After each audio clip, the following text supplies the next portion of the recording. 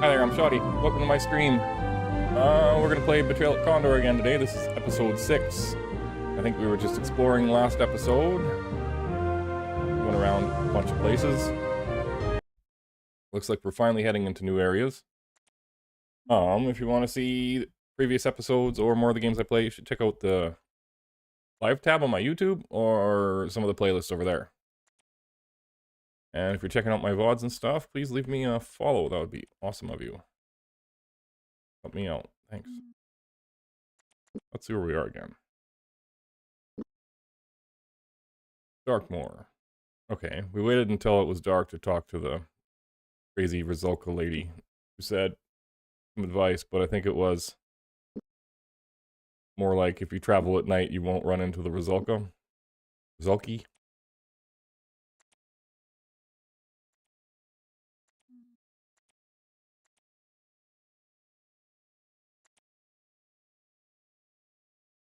Behind every mountain. Later on, we'll get a spyglass so you can... Uh-oh. James noticed a circle of holes. Instinct taking over where common sense had failed him. He shouted for stillness. Don't move. In our daydreaming, we allowed ourselves to wander straight into a trap. There's a spyglass that highlights treasures on the map.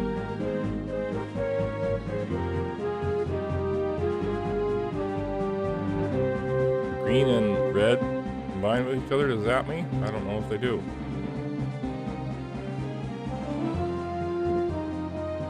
Out.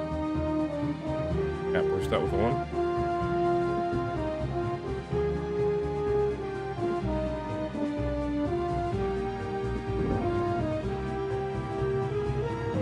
I'm getting zapped.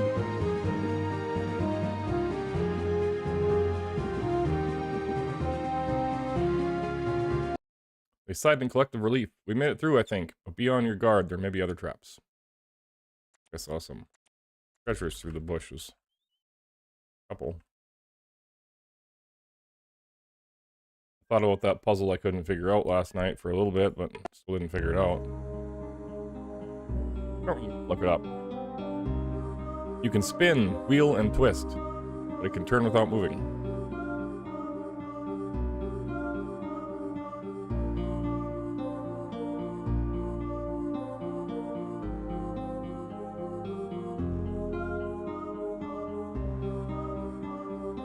All I think about is a bird. Birds will wheel in the sky, but you can spin, wheel, and twist, but it can turn without moving. Hide? No.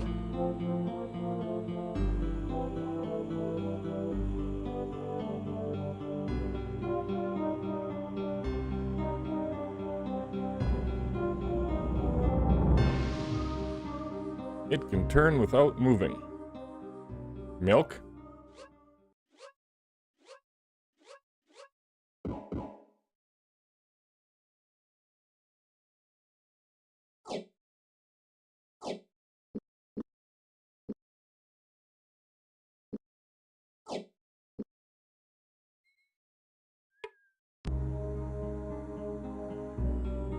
It can pierce the best armor and make swords crumble with a rub. Yet for all its power, it can't harm a club. Probably rust.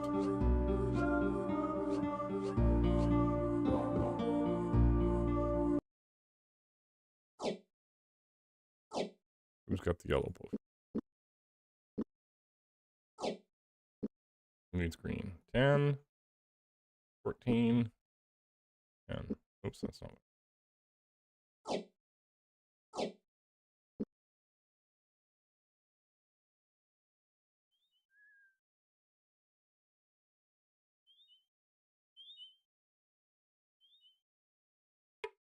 Ashes were cold.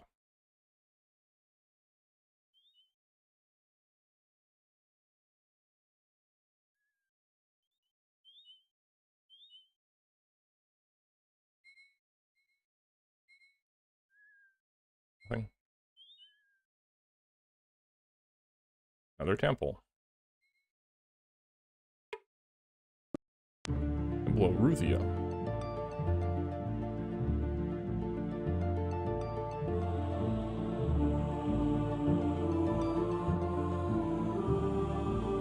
We found 6 temples. I think mentioned there was 12 or 13 different gods, so maybe there's that many temples. I don't know if they're gods.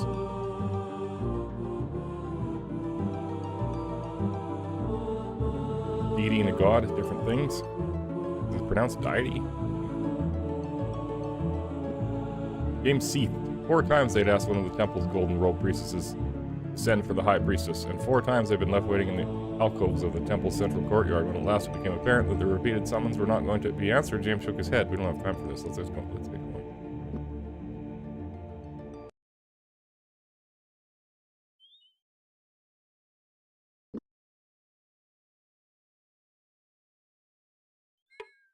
Of Ruthia.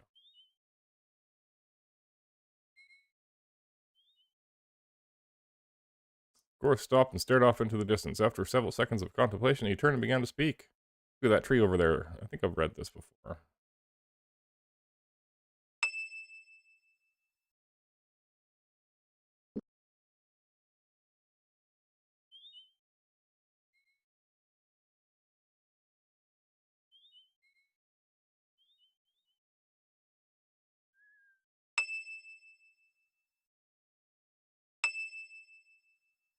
What abilities have increased? Stealth or something?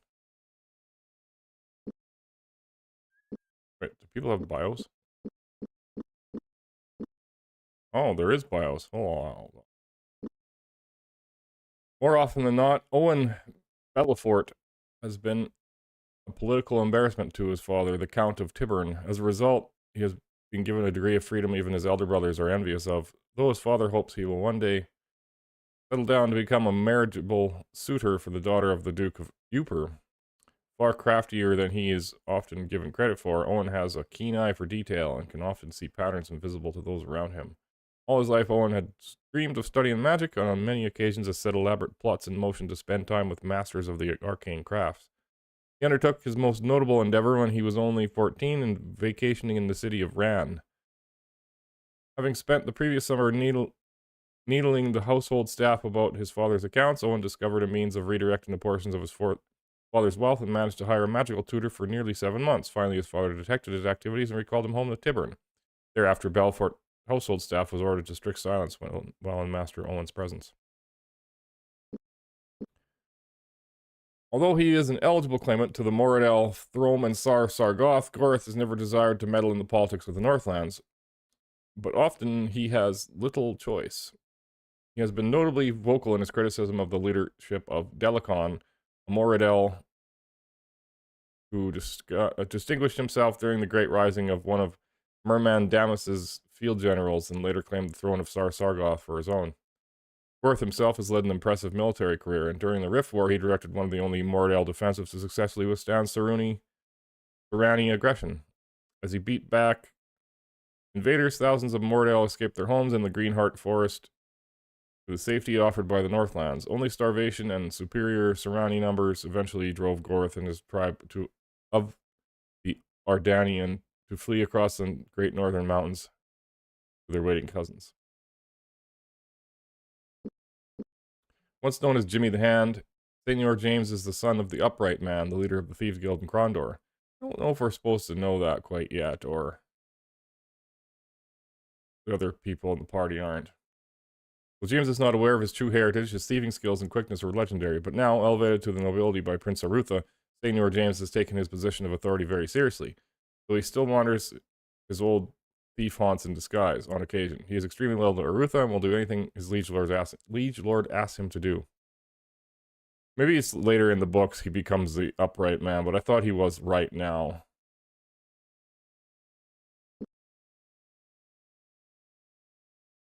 I'm not exactly sure what the Upright Man is. James struggled to make sense of it all. As the enemy advances, concentration was in 2 places: in his legs, making certain of his stance and balance, and on his opponents, wondering how they had been able to track them down so quickly. Such thoughts were quickly forgotten as the enemy charged into their ranks. Ooh. Nighthawks. And they can move far and attack. Oh my. Let's focus on this one. Oh boy.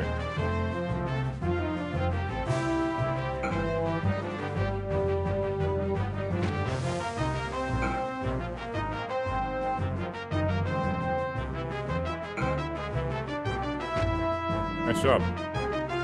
I'd like to focus on that one next, but these guys will just attack all and put a little bit. Let's do it anyways. Yeah.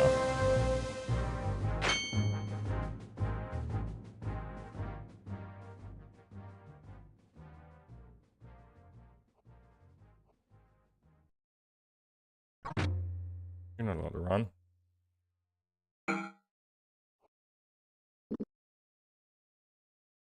Let's hit him with lightning.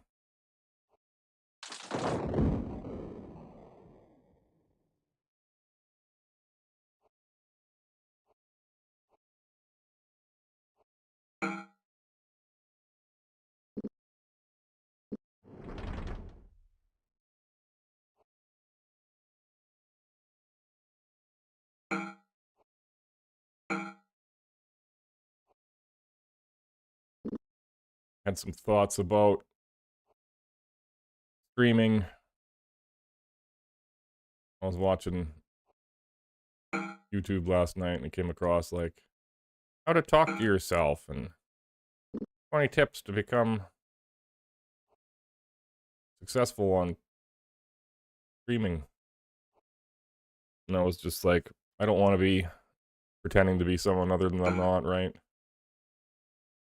Those were the thoughts I had. I don't necessarily need to be successful. I don't want to become someone else to become successful. I don't want to...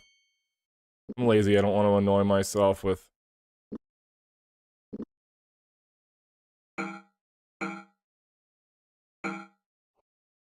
lying, faking excitement,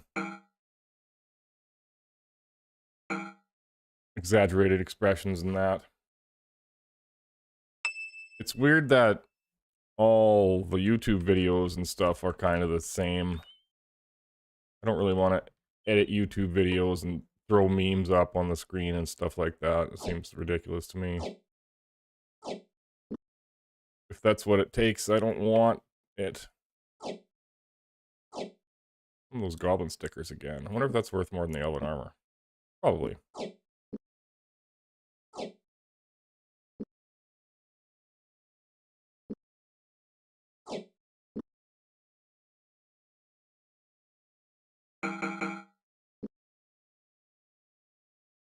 I'm just doing this for something to do. It gives me a good reason to get up in the morning. Like that. Nobody has any room.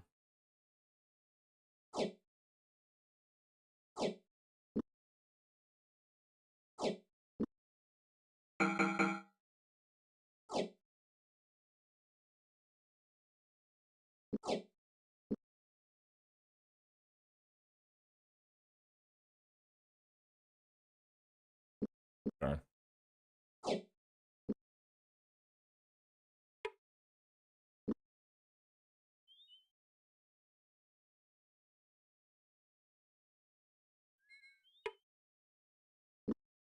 Seems like people just make YouTube videos and then make them in a certain way just for money. I guess they have to do, but it seems kind of strange. Forcing yourself to do something.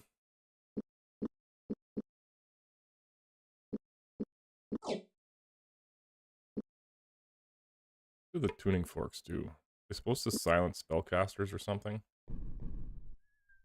I don't know exactly what I'm saying, but maybe you know what I mean. Maybe somebody's got better words for it. Thing is, I just want to be myself.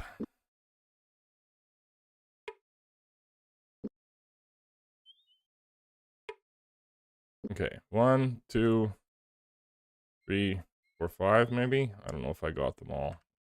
Go around from the other side. Okay, I didn't get that guy. There isn't a place for it.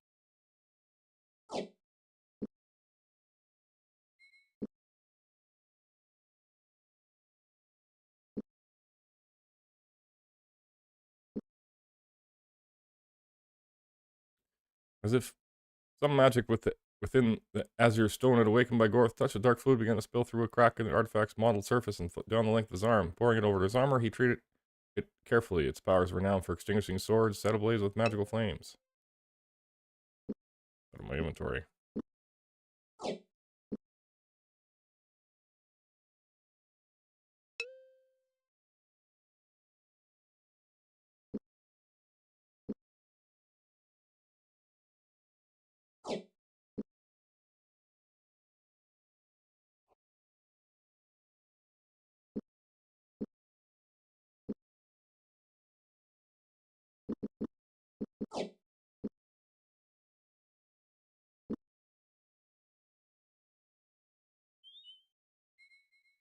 Now it's daytime. We're gonna find some of those Zalki. I think those are a thing that exists actually in folklore. Like Russian folklore. There might be like... In this game they look like mermaid ghosts or something like that, and I think that's not too far off of what folklore says they are.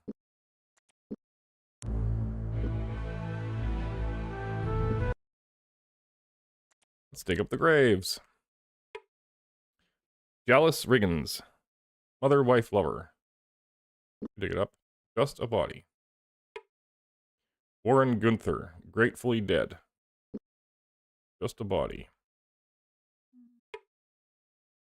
J.R. Halbhuber. Death by association. Just a... Oh, no body. Louis Trumpeter. Loved her kings. Just no body. And last one. Landra Magard. Lost her mind before her life. Uh-oh. Smoke seeped from the earth, backing away from the defiled grave. Owen watched in horror as the smoke began to whirl into a sparking maelstrom. Oh no.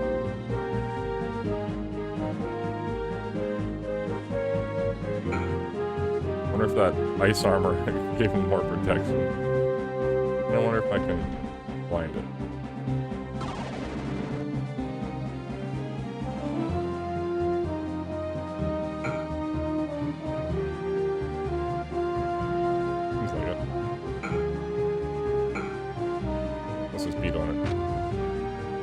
Kill it? Nice. James blinked. Despite the fact the creature had disappeared, he was wary to drop his guard. A quick survey of the area revealed it was nowhere in sight. I think it's gone, he said. Let's get moving again. Should I dig up the same grave? It does.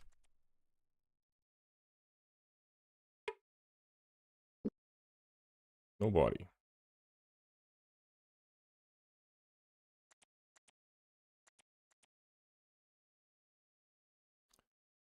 Go to Malek's Cross. Let's look at the map.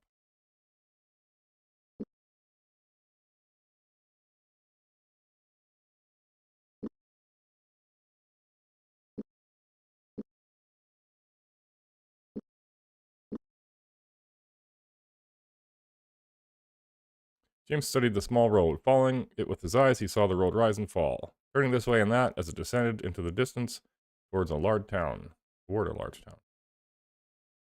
Malek's Cross, James said. Do you think we should go in for supplies? Yes. Malek's Cross was a tumultuous town grown fat on the prosperity of centuries. Exotic gewgaws bulged in storefront windows, each mere fractions of the wealth that coursed daily through the busy trading town. Although over it all loomed the impressive bulk of the Abai Bishop, a temple nearly as ancient as the Kingdom of the Isles itself. We found a rope. There's an inn, shop,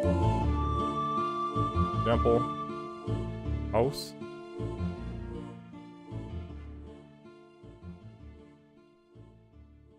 Check out the house, I guess. A man halted them. "Ticket," he barked through gapped teeth. When James failed to respond quickly enough, he leaned closer and shouted, "Are you deaf? I need your lecture ticket." "What if we don't have a ticket?" James replied.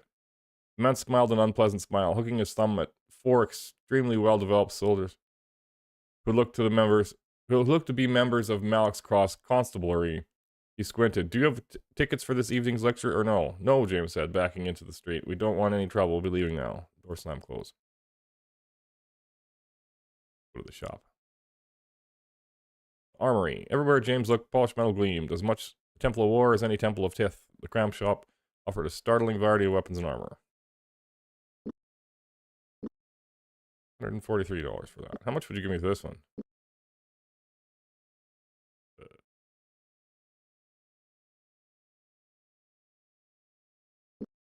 87. Guess the blessing makes a difference.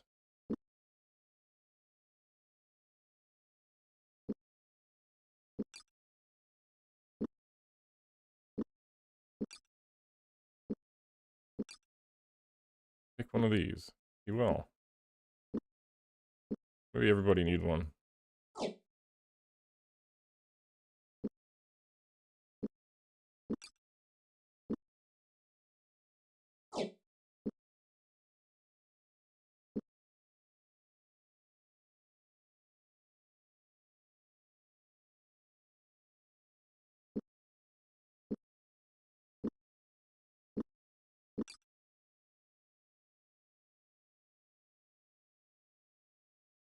I still got the blue stuff on his armor. And look at what to buy.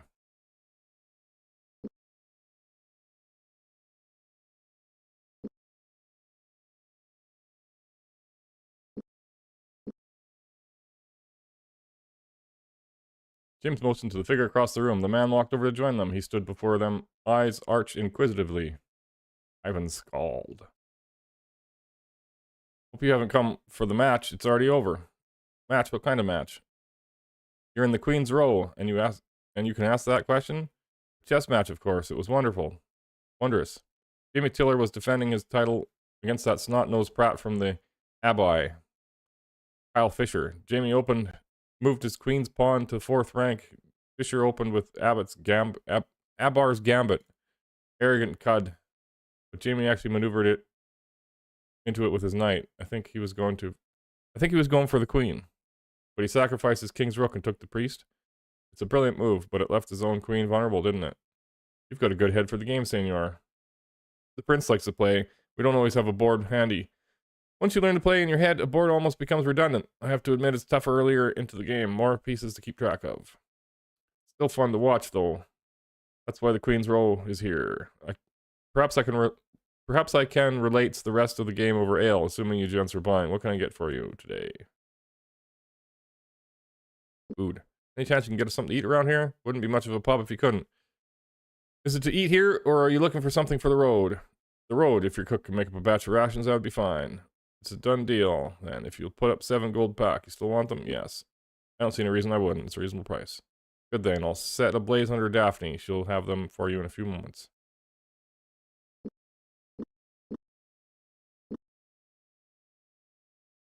Oh no, hold on. 7.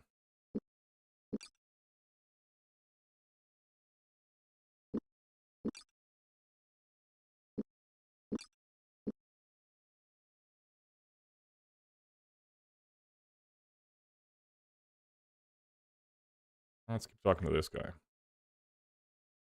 Yeah, I mean, the ribs, when you wants to hear about the rest of the match. Invigorating sight that was. Now, what is it I can get for you? Abbey Iship. The Abbey is developing quite a reputation, isn't it? I've heard a number of stories. I doubt you've heard the stories I've heard about the place. They produce a fine few minds there, aye. But they're also a refuse heap for nobles who wish to get their sons out from underfoot. The majority of them are runts. And the few that aren't? The special ones, they're fine men, Iship willing. They'll grow into fine dukes and barons and such. The lot of them have become wondrous tacticians. That's what the Abbey specializes in. Often found. You keep things that people have lost here. Sometimes if it interests me, or if it would seem they would be coming back for it. Why, have you lost something here before? No, I was just wondering if there's anything interesting you found that you think it's unlikely the original owner is going to come back for. If so, I might be interested in taking them off your hands. Probably wouldn't do them any harm to clear out the area beneath the bar. I believe there are probably a few things. Tell you what, I'll sell you the lot of them sight unseen for, say, 50 sovereigns. Yes. Sold the barkeep. I'll take it all. I'll have to gather them up first. I'll give them to you before you leave and put the sale against your bill. Challenge. Any chance I can interest you in a game of chess? Not so sure you'd want to play against me. I just learned a few new moves from the book I borrowed from the Abbey. Tell me the stakes, then I'll tell you whether I'm interested or not. Emeralds, think you're up for it? I don't have any emeralds. Sure. Forgive me, but I don't seem to have an emerald. I felt sure I had one with me. Likely. I'm always making that mistake myself. I'll let you off the hook this time. At least you didn't pull this stunt after we played. Or I would have suspected you weren't a man of honor. En passé. Sorry, but you've piqued my curiosity. What is an en passé? I've seen quite a few variations of chess, but I don't think I've ever heard of that move. What is the reaction to that supposed to be? Holy hell or something like that? kind of meme on the internet. En passant. It's Keshian. One night I was playing this fellow from Durban. Had my game swinging on one particular pawn, and the game was in my favor, so what does he do but move his pawn to the square directly behind mine, then claim to have captured my piece? That's an illegal move. So I said. He goes on to tell me it's one of the most fundamental moves of the game. We argued about it for 3 hours until a student ran from Queen's Road to the Abbey to dig up an old book, and there it was, back of the text, written in Keshian. The original rules to the game, en passant. Cost me 2 diamonds and very nearly the Queen's Row itself. Needless to say, I don't allow that rule to be played in here anymore. The last fellow that tried to use it on me was a fellow named Navon Sandu, and I set him straight. So he showed me an incredible move he invented called Sandu's Retreat. Can't quite remember how it worked now, though. Abar's Gambit. Is there another move like Abar's Gambit, but a little different? Hi, there's Abar's Turn. That's a great man's gambit. In the right place, it's about the most powerful structure a man can put out, but in the wrong place, it can cost you dearly. How does it work? I'll not be teaching you that play. If you knew truly how to use it, I'd have to give up playing chess against you. The very fact that you even know about that move tells me you know the game altogether too well. Advice. With all the trade moving back and forth through here, I imagine you talked to quite a few traders.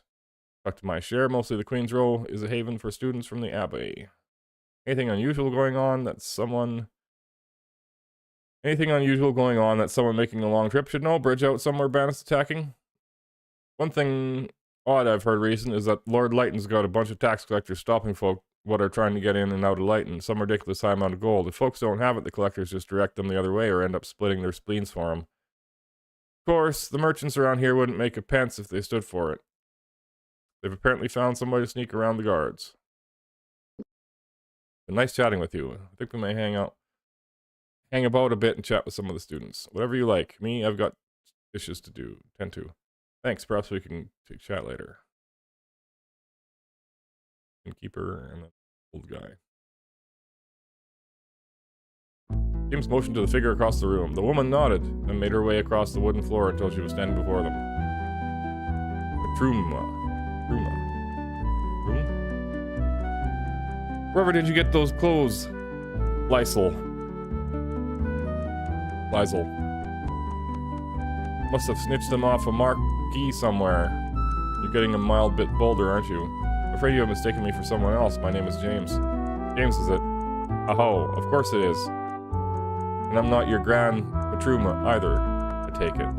You're masquerading again. This isn't like the time you ran about Mallett's Cross for a month begging and chewed up soap, is it? Oh, but you made some fine sovereigns with that act. With all the foam coming out of your mouth, a body would think you had the creeping mongoose, and they'd pay a pretty coin just to have you away from them. You've always been a wily one, Lysel. Did you pinch any bread for me? Why can't you buy your own bread? Pissed in your pot, eh? You know perfectly well that I haven't had nothing since Jack died. Unless, what are you doing with an elf boy? Don't you know they bring bad luck? They're the ones what killed Jack, and are stirring up all that trouble in Sethanon. What's got into your head? Have you run mad? What trouble in Sethanon are you referring to, madame? You really aren't Lysel, are you then? But you're his mirror image, you are. How could this be unless some kind of fairy evil, isn't it? That's what it is. Some kind of fairy magic, and you finally come for me. You took Lysel's form. We aren't brothers of the dark path, miss. Please, trust us. Perhaps I may bear some resemblance to this Lysel character you're talking about, but we're just ordinary folk. I would like to talk to Lysel, however. He sounds like he might be a relative. I guess you don't look like evil fairies, leastways. None of I've ever heard of. So, Lysel might be your brother. I don't know. I've never knew my father or my mother. Never mentioned the twin, but when I was taken captive in Krondor, a few of the men who were guarding me kept asking about places I've never been to and about people I've never met. At first I wanted to dismiss what they were saying, but then I got to thinking about some of the events that happened before the Battle of Sethanon. Someone tried to slip in a double for Prince Arutha. Maybe the Moradel are repeating their old strategies. That is all very interesting, but I haven't had a bite to eat in days. Do you think you could spare something for me? Yes. Got a pack of rations out of yours, providing you tell us a little more about this Lysel. Last I saw of him, he was heading towards Lighton. Said something about wanting to meet some gentleman there. Oh, you're the on.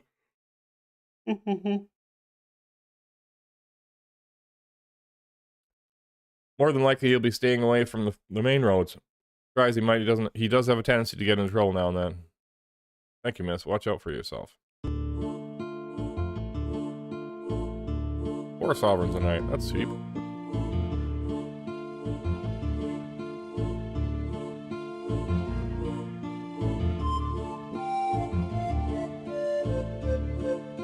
Let's try the bard. I weighed 22 sovereigns with that. For the temple.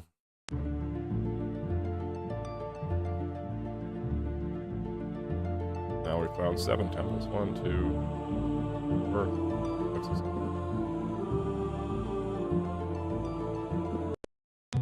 James motioned to the figure across the room. The man walked over to join them. He stood before them, eyebrows arched inquisitively. Abbot Graves. Welcome, gentlemen. What brings you to the Abbey Iship? My young charge here wished to visit your famed school of nobles. I don't think he would let us leave Malak's Cross without paying a visit.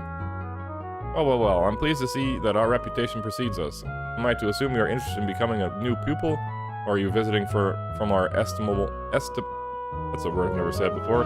Estimable rival, the Academy of Magicians at Stardock? My father would never allow me to study magic formally, even though he more than has the financial resources to send me to Stardock. He thinks it's a waste of a young noble's time to spend 10 and 20 years with his nose stuck in a book, and yet be hardly capable of doing anything else. If it weren't for a magician named Patris that I met once, I wouldn't know anything of magic at all. It is true that magicians study for longer periods of time with fewer visible results, but of course no study is a waste of time. And while magic is not a primary staple in our directed studies here, Magician Pug is kind enough to occasionally send instructors from Stardock to lecture on issues that involve magicians. If you'd be interested in enrolling, I regret we don't have time for that kind of detour. He is on crucial business that takes him elsewhere. What about you, Senor? Is there anything in our curricula that interests you? Books and scrolls? I'm a bit too old for that sort of thing now. Really? How unfortunate for you. And I was preparing to offer you a chance to attend a lecture on tactics that is being taught by one of our guest instructors. Now that I think on it, you probably wouldn't be interested. It's being taught by this, well, odd fellow, a one-eyed gentleman who goes by the name Bastyra. Bastyra? Do you mean Guy du Bastyra? King Liam's first advisor? Yes, I believe that's his title. It's part of the Abbey Iship's arrangement with King Liam. In exchange for setting aside part of our facilities here for the purposes of education, the king occasionally will loan us some of their finest minds in the kingdom. Works to our mutual benefit. I can still arrange to allow you in if you're interested for a small donation of 20 sovereigns. What do you say, senor? Yes. I think we can make time. Where do we need to go? In town, near the Queen's Row, there's a small hall that was reserved for Guy's speech. Simply present this ticket at the door and they will admit you. I believe you'll be in for a stimulating evening. Thank you. We're looking forward to it.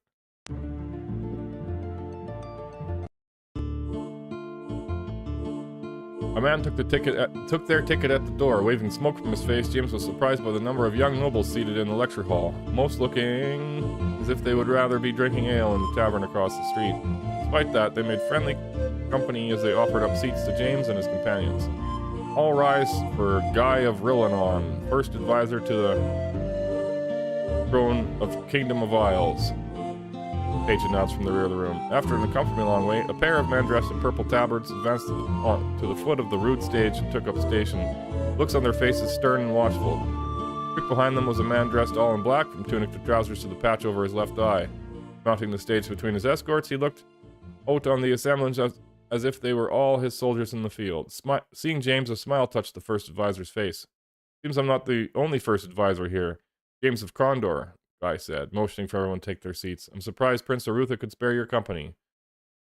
James shrugged and covered with a quick lie that seemed to satisfy all in the room, as anxious as the rest for the lecture to begin. Hours passed. After a lengthy discussion of the battles at Deep Taunton and the siege of the Shamata garrison, the first advisor finished his lecture and dismissed his boggled students, stepping down from the podium to speak with James. A grave look was on Guy's face as he gasped the senor's shoulder. You are lucky most of the men in this room don't know Arutha, Guy whispered, glancing at Owen. If they did, none of them would believe you had been sent to Romney to fetch this puny little squire.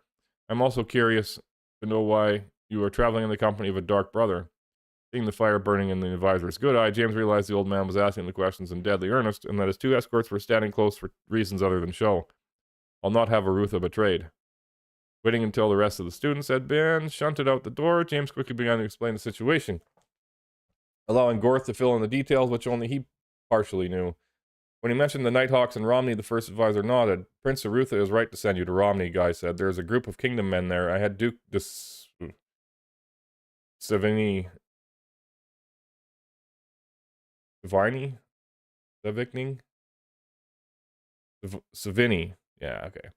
Sent them a few months ago when we heard about the guild troubles brewing there. We had suspicions that the guild of death was involved. Grabbing up his cloak, the first advisor nodded to his escorts to check the streets. If anyone in the kingdom can find the Nighthawks, it will be those men from Bastira. They've been of great help in the cause of the kingdom over the past few years. I'll warn you, however, they've made quite a few enemies along the way. Watch your step between here and the Black Sheep Tavern. Once the guards had indicated the road was clear, the guy was gone and the building's watcher shuffled them outside. Right then. Which abilities? Investment? Why has this guy got 8% barding?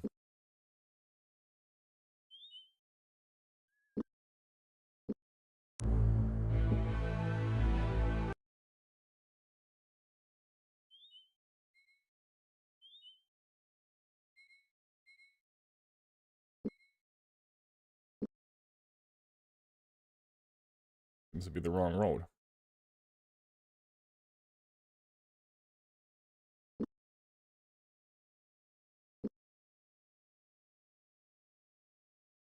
When one goes south. Might be the right road.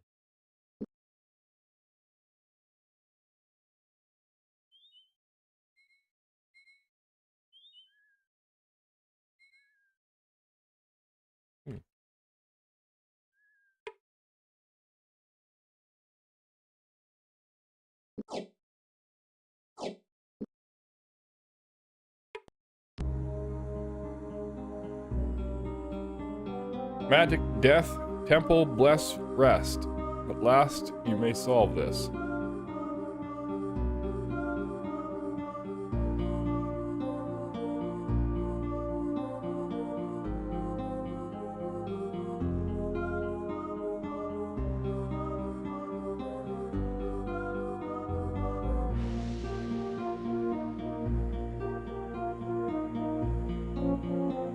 I see.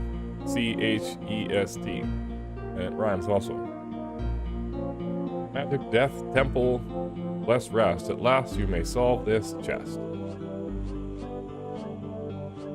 kind of like that one. It's a good fun riddle.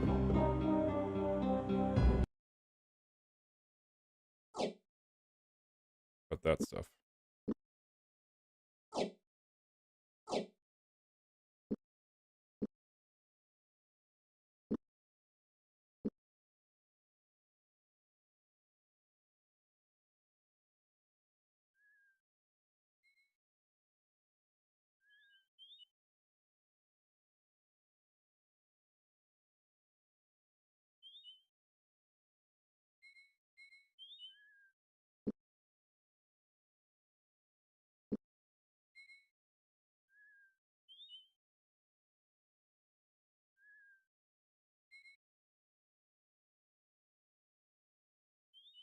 Right.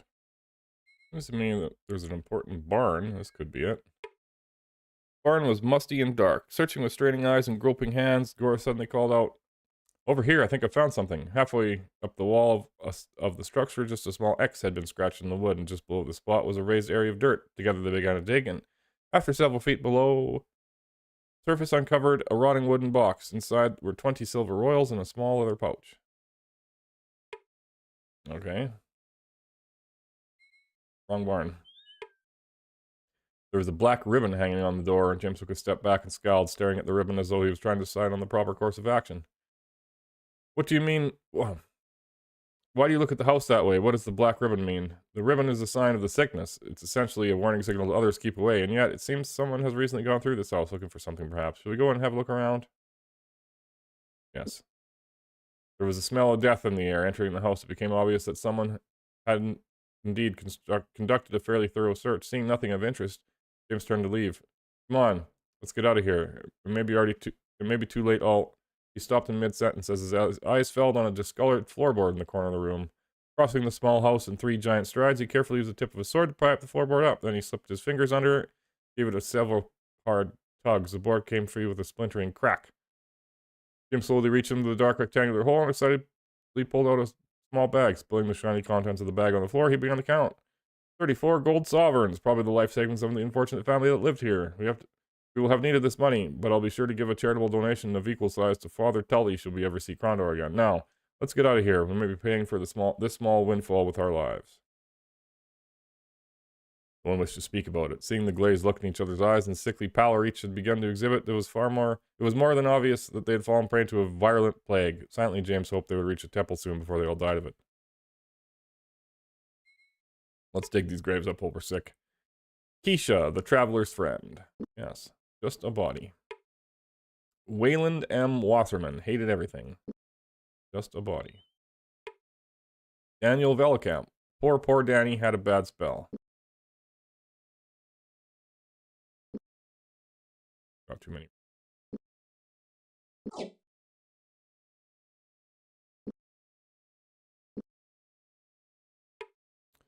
Randall Day. His death has enriched our lives.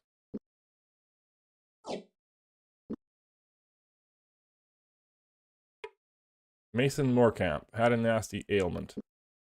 The body. Well, there's a temple right there. What do you know? I don't know so many temples in the south. Temple of Limbs Kragma.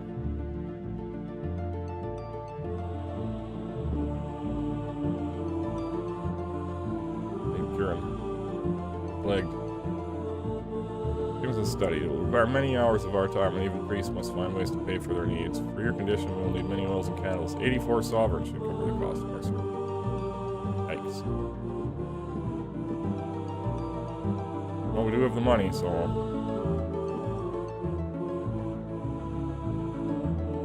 Jim sat up. Looking around the room, he blinked at the haggard-looking healer priest who was propped up in the corner. Dimly he recalled the events of the grueling hours which had passed.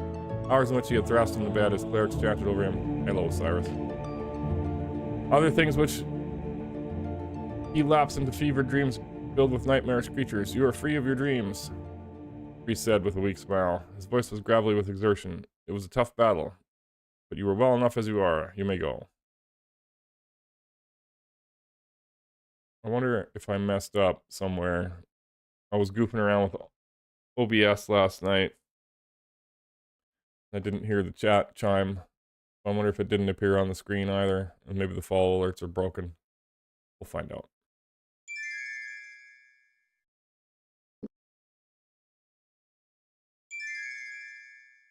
It gets more expensive each time.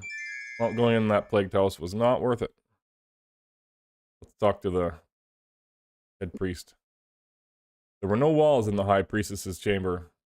James struggled to imagine how any such room could fit within the confines of the temple, seeming as vast as any river valley through which he had ever passed. Even more startling had been the winding maze-like corridors the death acolyte had led them through to reach the room. Few rushed to speak to Our Lady. "I am curious to know why you wish to converse with us," the high priestess said softly.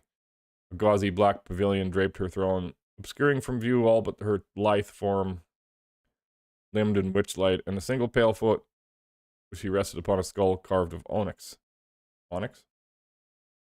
"Why do you call on the drawer of nets?" Seeing no point in lying to her, James shrugged. "Curiosity, much as anything, High Priestess. I wish to learn a little more about what awaits me when I am no longer living, and you, short of the Mother Matriarch in Rillanon, are probably the one with the best answers. I do not like surprises. Unless you are prepared to devote your life to her services, I cannot help you. It is not something I may merely unfold for you in an hour or an afternoon," she said. "I will say this. There is no joy or love in her realm, but neither is there sorrow or pain. You will have nothing to fear unless you swear the oaths of a Nighthawk." "What? Why, what would that mean?" "Pain everlasting," the High Priestess replied. "Those who are Nighthawks have sworn a dark oath, and those of them known as the Black Slayers swear the darkest oaths of all, allying themselves to other gods or goddesses who would hold them free of the portal of death at the price of their souls. Once a man becomes a Black Slayer, he may only be called into her halls by an invocation of Limbs Kragma herself, the prayer of final rest."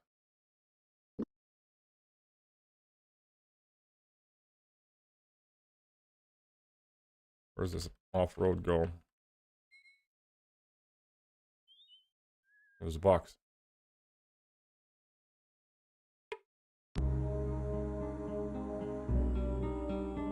It asks no questions, but demands many answers. Don't knock it until you are ready to see what waits on the other side.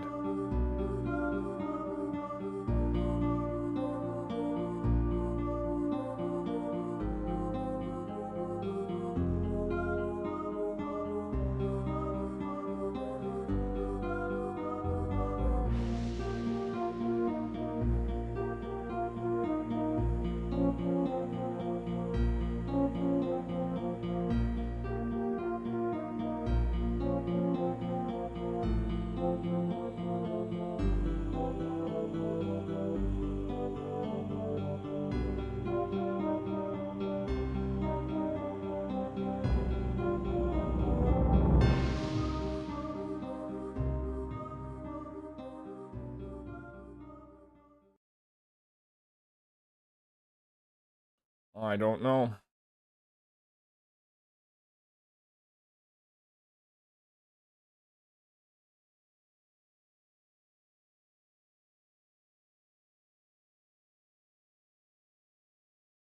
Open up the notepad again.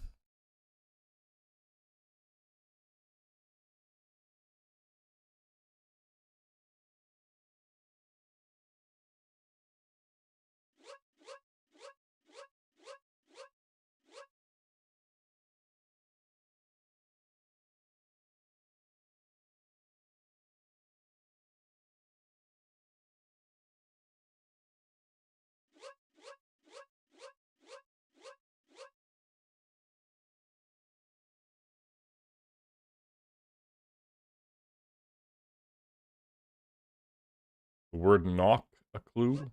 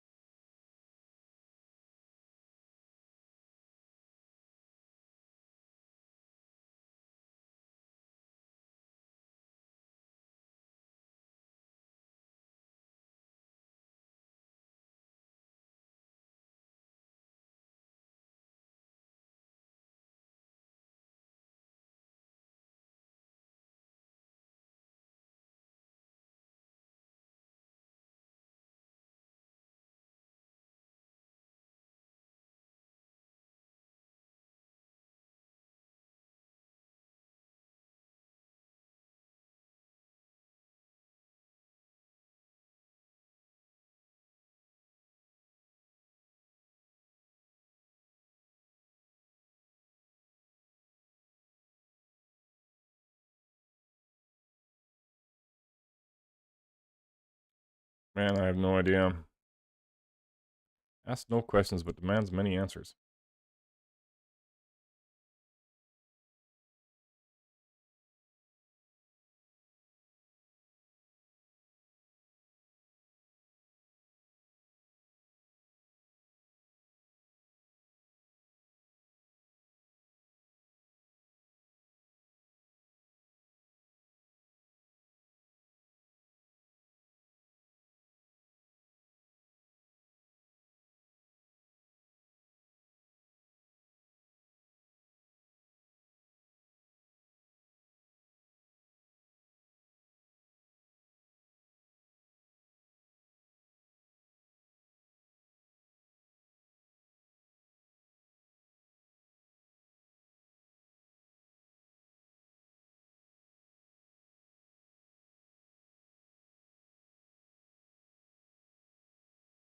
Yeah.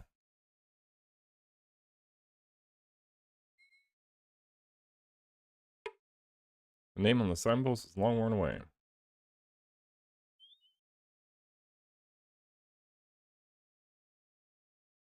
Jim squinted.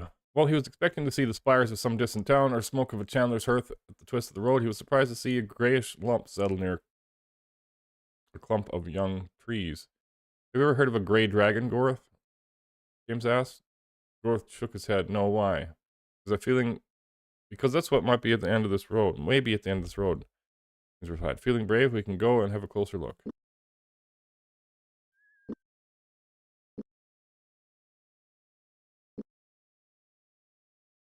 It'll be sleeping at nighttime.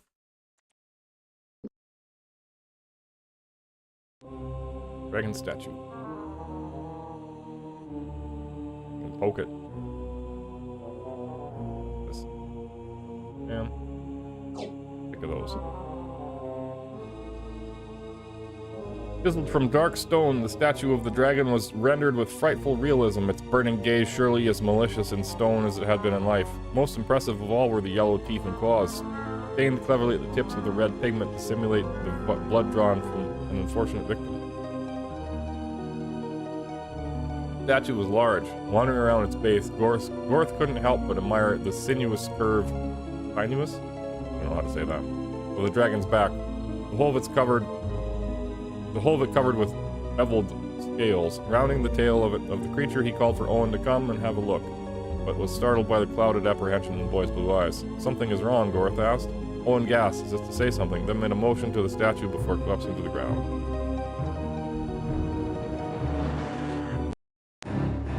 Oracle of all.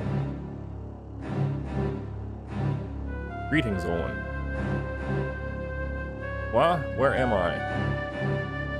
Well, your body is lying safe, still and silent, in a cove near Malak's Cross. Your mind has journeyed elsewhere. Here, your arrival has been expected. I am pleased to have you as my honored guest, Owen Belfort of Tyburn. Me? At journey's end you shall not be as you are, nor may you turn back the way you have come. The times ahead of you will be filled with hardship, and many times you will believe yourself far less significant than you truly are. In the days to come, you may stand at a crucial juncture between Rythar and Mythar, and if that comes to pass, you shall know this: a time comes for all things to die. What does that mean? Who are Rythar and Mythar? I can explain them. I can explain in no measure more as you would yet understand your world. In years and in wisdom you will come to me again, and a great destiny will be upon you by then. You will be ready for the fullness of truth on that distant day. Until such time, you may consult me on other matters. Tales say that dragons know their own destinies, but I had not heard that they knew the destinies of others. I am no dragon, though I wear a dragon skin. I am the oracle of the all, and I am the last of my race. I am an ancient, older than dwarf or elf, older than dragons, and older than the Valheru, who were their masters. Stars that at my birth flamed with violent power have long grown cold, expired. All these things I have seen, and further yet, I see into the things that might be. You can see the future? I can glimpse things that may be. Such was the gift given to all those of my race. Owen asked about Gorth. Moradel travels with us named Gorth. Is he what he says he is? Can we trust him? He is not what he names himself to be, though even he may not know the lie of his heart. He will be a strong ally unto you, and I believe he may even be a champion to the kin who now curse his name. A great destiny awaits him should he have the courage to renounce his pain. Delicon. Gorth has told us of a Moradel leader, Delicon. Will he cross the teeth of the world and attack the kingdom? Delicon will never cross the boundary between the kingdom and the Northlands, but through treachery he will strike a blow against the kingdom and his own nations of the north. Can you be more specific? Where is he going to strike? What is the nature of this treachery? I do not see futures as you imagine, but futures as they perhaps can be. I know only that Delicon engineers a deceit with 6 magicians, and that it concerns the fate of the kingdom. Goodbye. Alright then.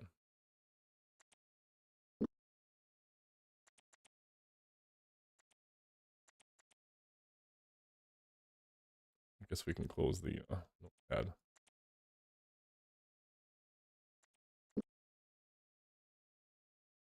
Is that a temple again? It's the same temple I was at?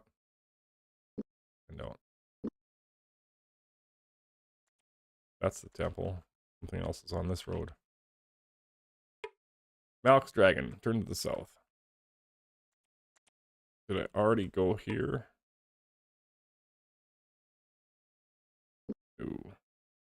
We wasted our money on that already.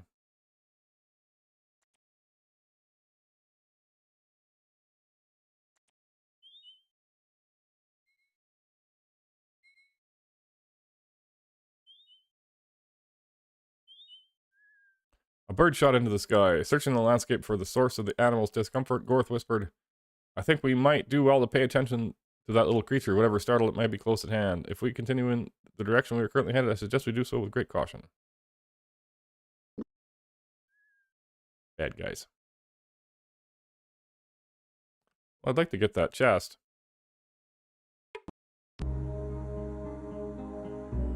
It asks no questions, but demands many answers. Don't knock it until you are ready to see what waits on the other side.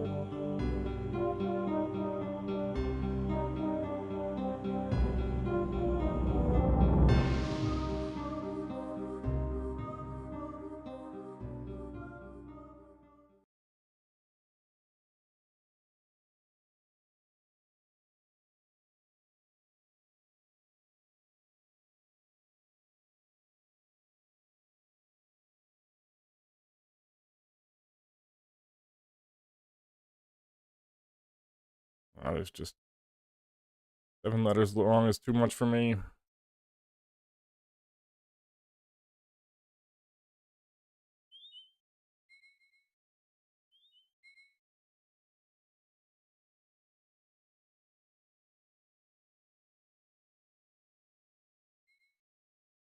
I could stare at it for an hour, try every combination, but I don't think that's anything anybody wants to watch.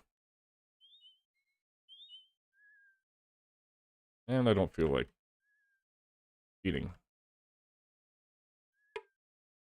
Used to be an inn of some kind. Abandoned.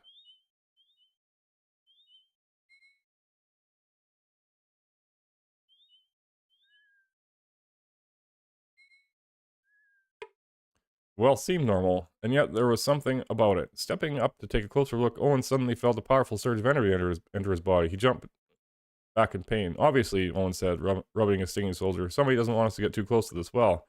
Perhaps we should talk to whoever lives in that house over there. Standing in front of the intricately carved door, Owen stepped forward. These are magic symbols, he said the magician. Carved, no doubt, by magic means. Nope, just a regular hunting knife. The figure of a small, elderly man followed the disembodied voice around the edge of the house. I was out back tending some chores. You're right about the symbols being magic, though. Carved them there myself. Name's Wagon. Thrilled to be in the presence of another magician, Owen smiled. It would have been easier to do it magically, Flower. I suspect you're right about that, but I'm not a magician. No, it was my brother who had the gift. Died a couple years back. The old man stared solemnly at the door for a moment, and cheerfully said, left behind a magic well, his legacy. It's guarded by a pretty nasty spell. It gives you a jolt unless I turn it off. You head over to the well and I'll give you a drink. It'll fix you right up. It sets you back only 25 sovereigns. The protection spell's off, boys. Though he claimed he wasn't a magician, Flower had a knack for appearing out of nowhere. You gotta keep it on to ward off animals and freeloaders, you know. Several sweeps of his hand, he motioned them forward. Come on, don't be afraid. The water in this well will fix you right up. Only 25 sovereigns. Want to give it a try? Sure. Healing water was obviously starting to have some effect. Flower leaning closer. Feels pretty good, don't it? We'll be ready to raid in no time. Thanks for your patronage, boys. With a wave of his gnarled hand, he headed back to his house. Ready then.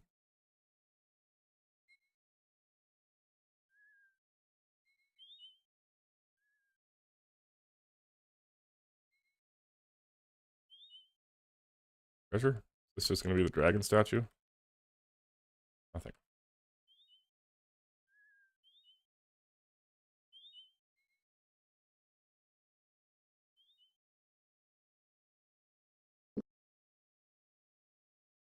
I guess I skipped the fight somehow. What town is this? It's big. Lighton. Oh, I thought I skipped the tax collectors too, I guess. James pushed the door open to the wooden bar and decided he found stalls containing a standard mixture of animals. The floor of the bar was covered with a pungent mixture of hay, dust, and animal dung that made his eyes water. He was glad he left a few minutes later.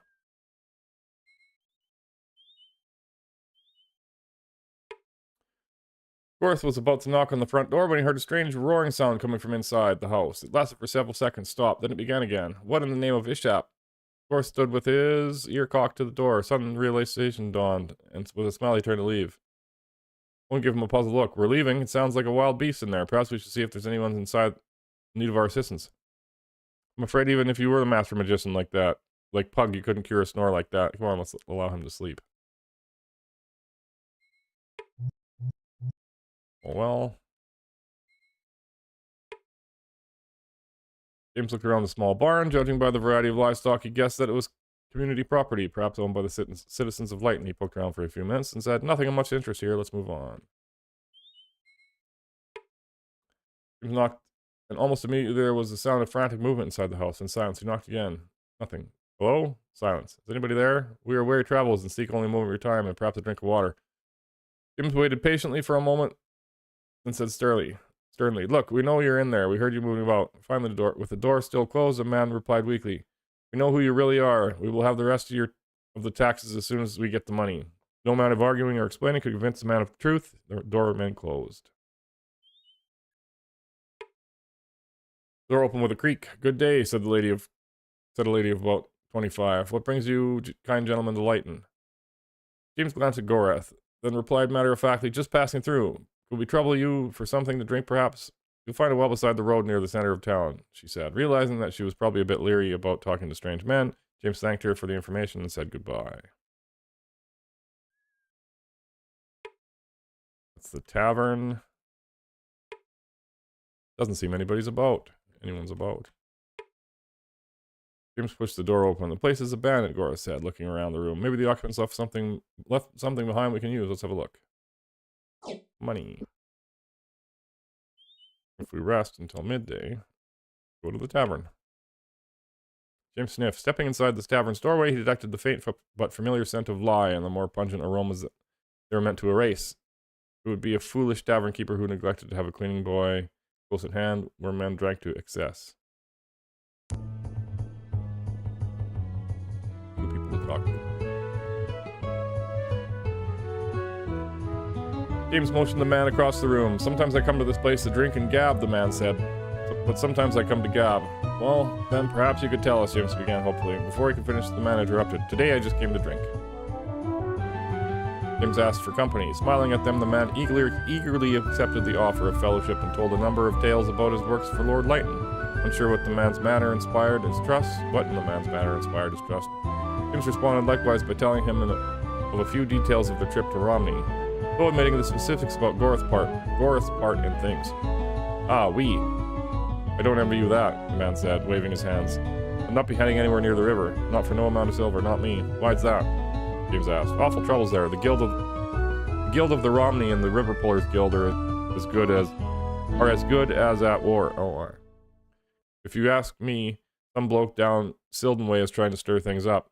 I've heard he's even got a few sneaks what are posed as members of other guilds, even carrying forged guild seals. Saw a group of them with Max Feber, that greedy bastard out west of here."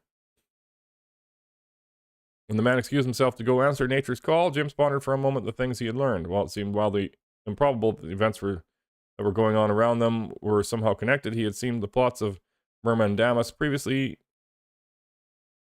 to the last uprising, and those circumstances had left him jaded. It made him none the more comfortable that he was now escorting a former ally of that Morinel monster. Oh, they don't like me playing the bard.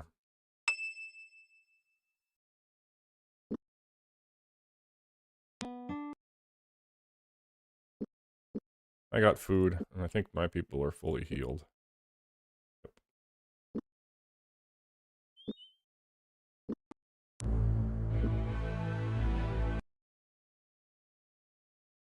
And this guy wasn't home, right? Yeah.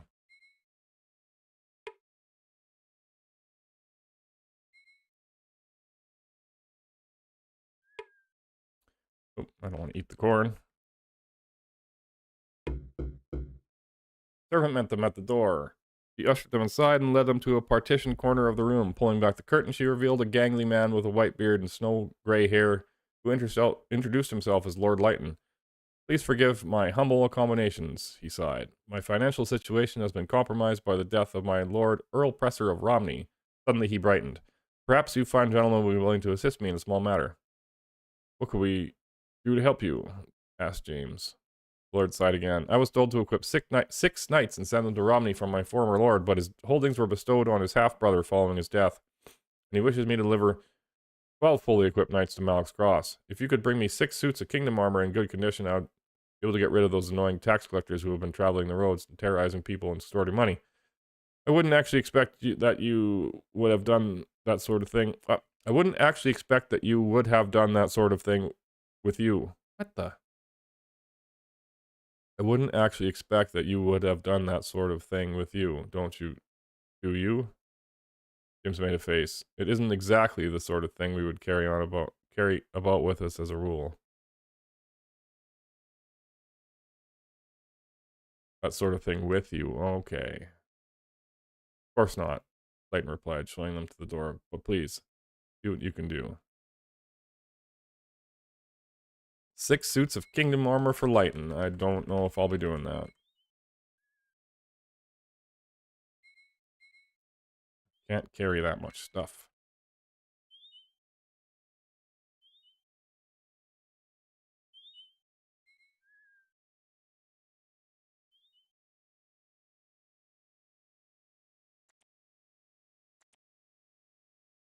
You are not alone. Gorth's pulse quickened as he saw the lone figure approach, but when it became apparent they were not being attacked, he relaxed a bit, squinting slightly in an attempt to see who was just about to join them. Book. Excuse me, sirs. I will detain you only a few moments. Can you show me the way to Layton? I am told that there is someone there who requires my services to pick a Weber lock. The letter I received from there sounded most urgent. Impossible. A Weber lock cannot be picked. Perhaps not by you, but one skilled in the arts of subtlety. He may know how to penetrate even the most difficult of locks. It is a matter of patience. I don't care how patient you are. A Weber lock cannot be picked. You're making idle boasts. And what would Abuk gain from telling strangers a fact that was not true, eh? I merely say these things so that I would advertise my services, and you might make use of them one day. I state simple fact. There is no lock in the kingdom of yours that Abuk cannot pick. None. Is that so? Perhaps you could teach us how to pick Weber locks. It would take more time than I think you would care to spend. I spent 5 years at the foot of my master, Califad, in the shadow of Mount Ashunta, learning the art. But I could perhaps improve whatever skill you may already possess. A small fee of 70 gold sovereigns should pay for my time. 70 gold pieces for a lesson in lockpicking? That's nothing short of robbery. If we're wise, I should not cheat myself in this fashion. 80 sovereigns, but I cannot raise my price any higher, despite the great deference you show to my person. Is the arrangement to be sealed? Yes. All right, Keshian. 80 sovereigns, but I'm warning you, I doubt there's anything you can teach me. You must open yourself to new things. This is the first learning. Without the opening, you will not be complete. Opening yourself is like opening a lock. If you cannot open, then the lock may not open. You should understand that there is no difference between yourself and the lock that you pick. All these things I will demonstrate with the test lock that I carry with me. Now, if you want to observe. Keshin double talk. Wait a minute, how'd you do that? I couldn't see. Do that again. That is it. You have received your first lesson, Dark Eyes. That was too fast. I couldn't catch what you were doing. In time you shall realize what was done. In your mind, the events will unlock, and thus your hands will unlock as well. I must go now. Goodbye. Wait.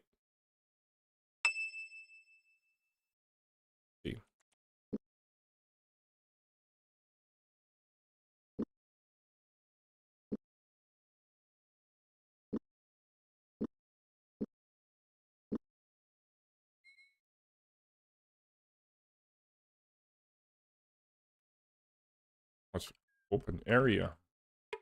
Ashes were cold.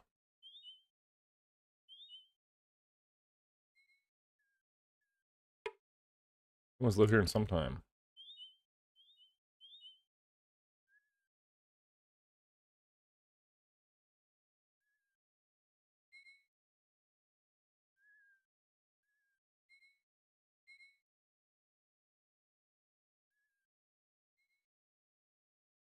Ooh, treasures.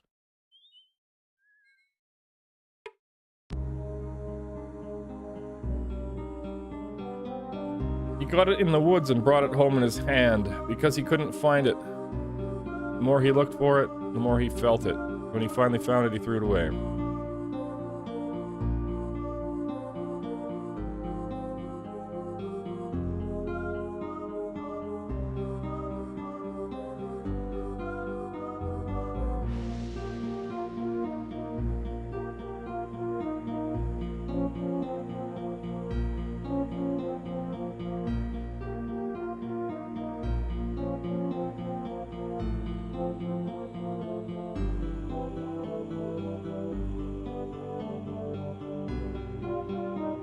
I don't know, S-H, shame? Is it shame?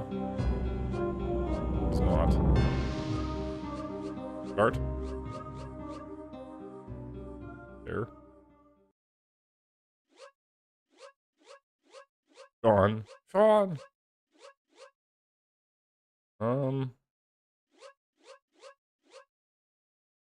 Babe.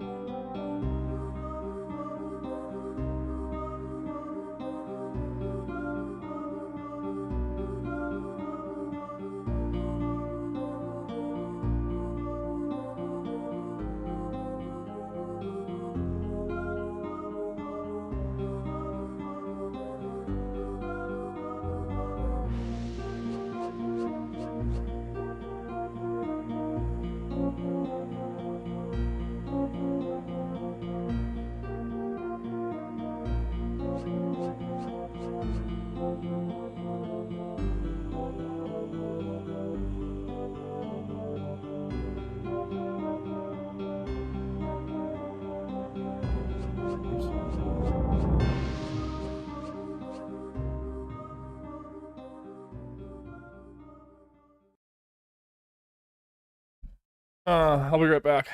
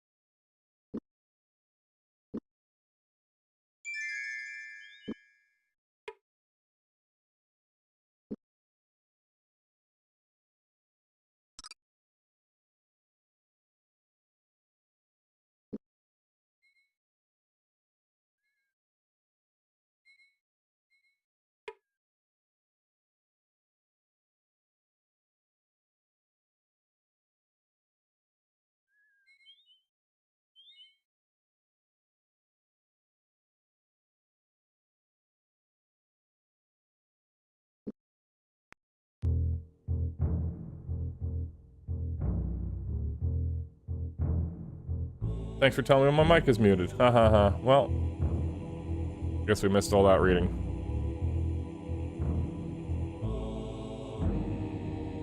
Happens. James tried the lock. He moved closer to examine the brass-plated lock, but a group of sailors wandering by made him wary. No sense risking a night in the lockup over this. Let's leave, he said. Aka's Junlo. Owen surveyed the shop. Though he had seen no perceptible evidence the shop's owner had placed any special wards around the inventory, he was dimly aware of something unnatural about the doorway through which they had passed. In the pit of his stomach, he knew that thieves would find themselves victims of some magical unpleasantness. Want that? Oh.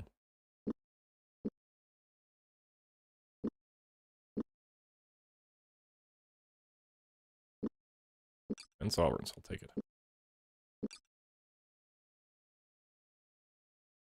Too many ropes.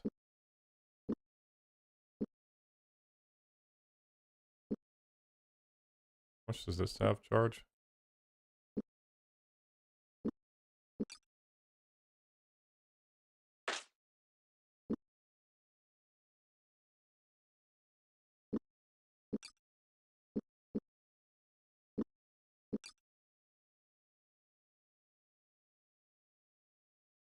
Forgot I had a book. Dragon's Breath. Flame Cast. Sky Fire.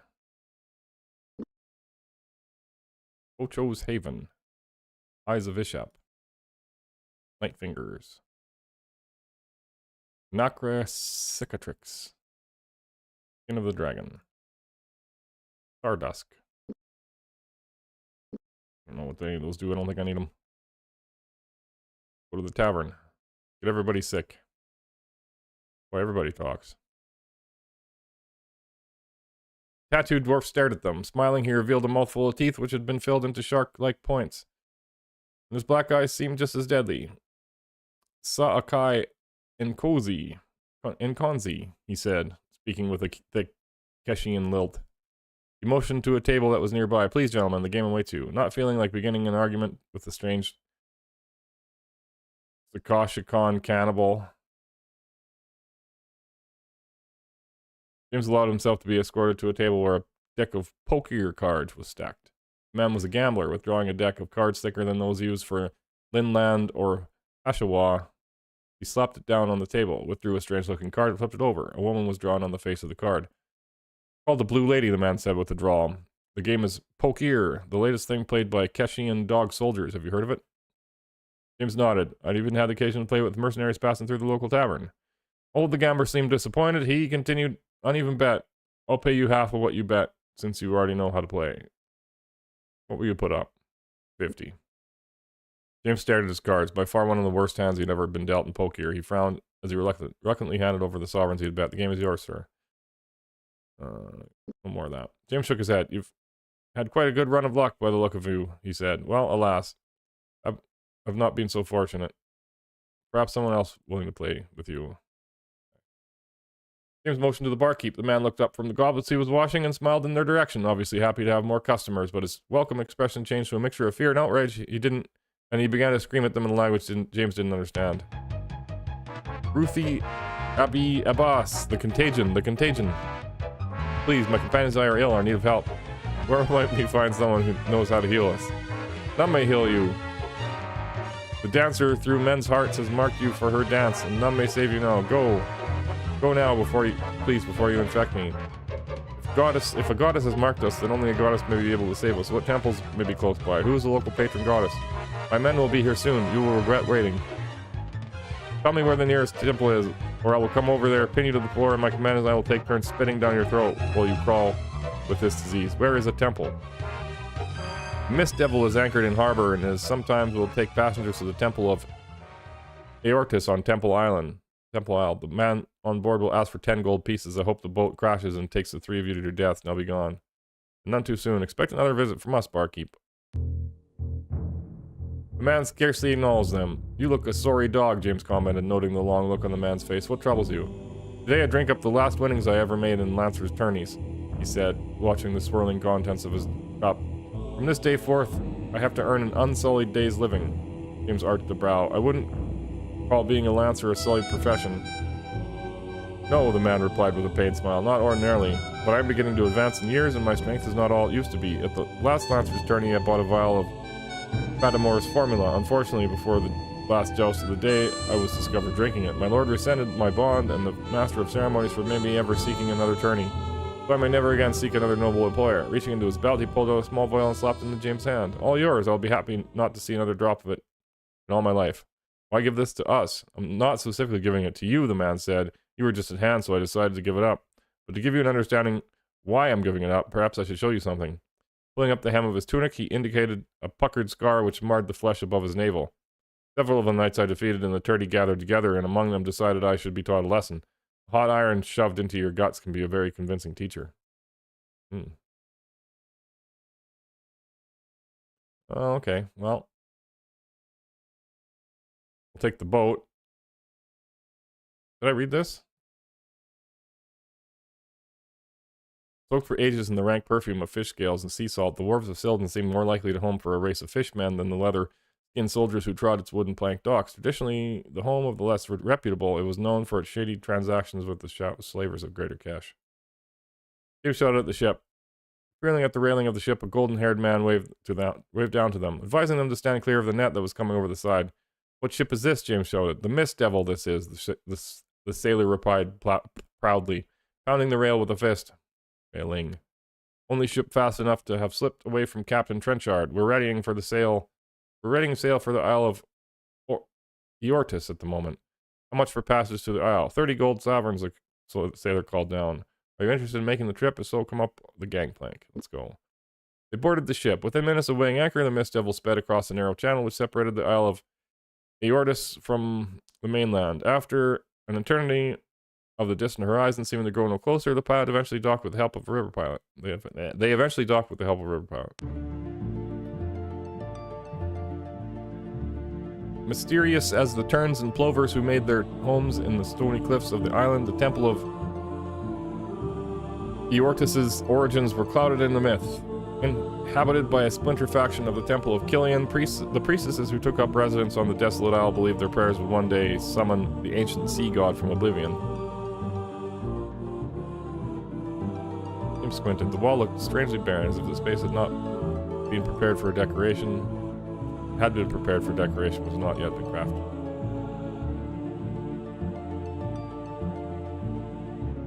Need a cure. Priest shook his head. I am only just now training to be a healer, he said, directing his gaze at the floor. Until I've learned more, you will need to have High Priestess Bela attend to any healing you require. James motioned to the figure across the room. The woman nodded, then made her way across the wooden floor until she was standing before them. Bela. Among you, there are injured that need looking after. The ship should return here soon. I would advise you seek help as soon as possible. That is why we've come. The shipmaster in Sildon said we could find a healer on this island who could help us. You have been misinformed. I am not a priestess of Sung, and Eortis concerns himself solely with the denizens of his kingdom of the sea. He may only act on their behalf, thus his purposes dying by the will of Ishap, the one above all. When I was young, I was fortunate enough to have learned something about how the temples all worked. I thought I remembered that a god can sometimes be compelled outside his purpose in return for a duty of obeisance. That is true, but Eortis is but a shadow of what he once was. Upon a time, before the Valheru warred with the gods of Midkemia, his influence was as the depth and breadth of the seas and all that moved across them. When at last he vanished, Killian assumed control of his realm, but here some essence of what he was still survives. We cannot communicate with a god that is lost. But if we were to act on his behalf, do you think he would grant us a favor? I cannot know. If there were more than an essence of him in this place, perhaps we would commune with him and learn his thoughts. But we of the Order of Eortis are the servants of a vanished god. We see his will only in very small ways. Perhaps we are here to serve that will. What can we do to help you? I see no harm in your requests, but I can guarantee you no measure of success or failure in your efforts. I can depend only on what omens may tell me. Perhaps Eortis will stir from his slumber to grant this his favor. Until then, the Mist Devil will bring you no longer to this isle. Could you at least give us an idea of where to start? You may be able to read the God's will in the favor. God's will in the falling of a sparrow. Some of us are not half so clever.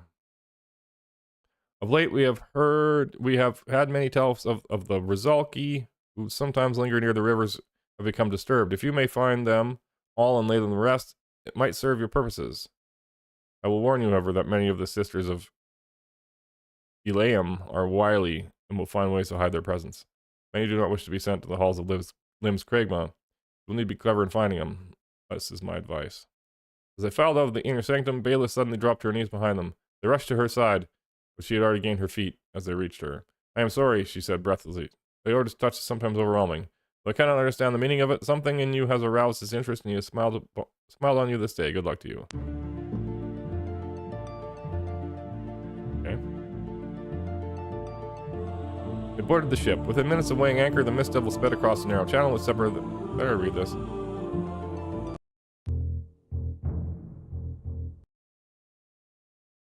Alright. How sick are we? Normal.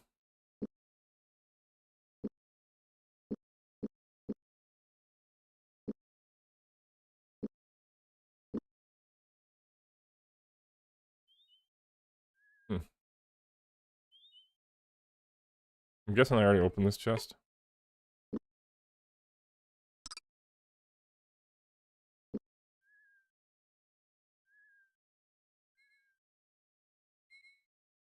Supposed to lay to rest all the Rizalki. I haven't found any of them yet.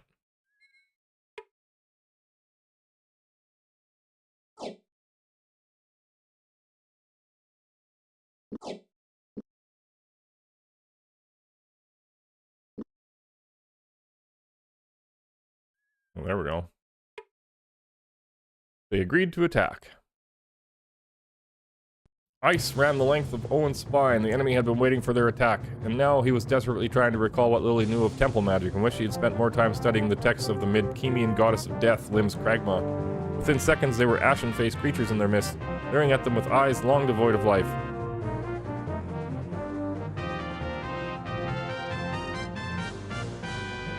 Hopefully I don't need magic to hit him. Ooh.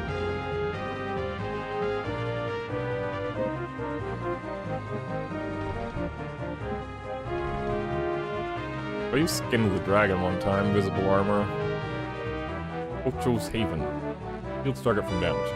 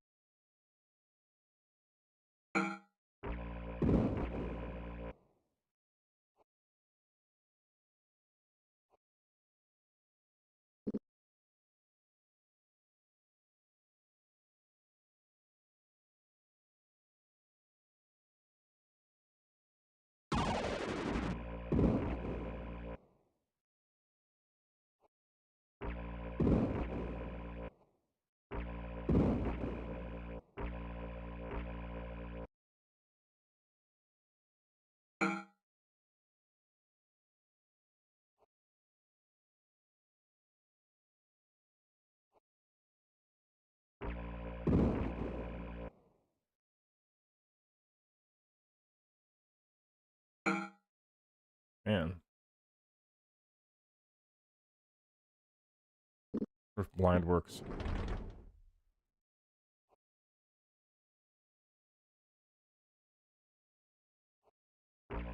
Does not.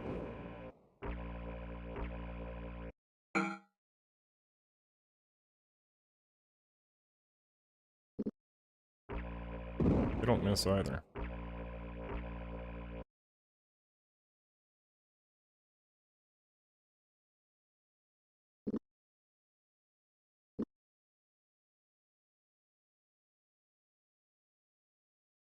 Oh, he's got 1 HP.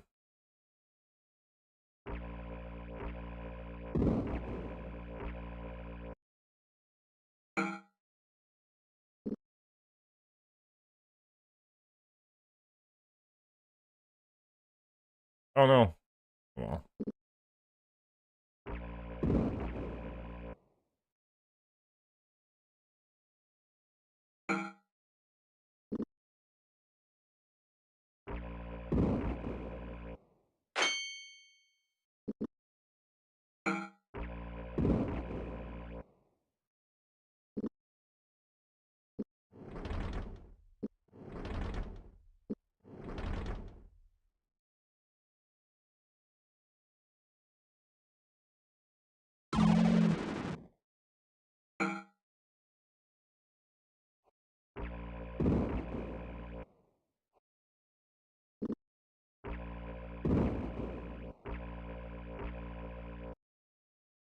Can't reach any of them.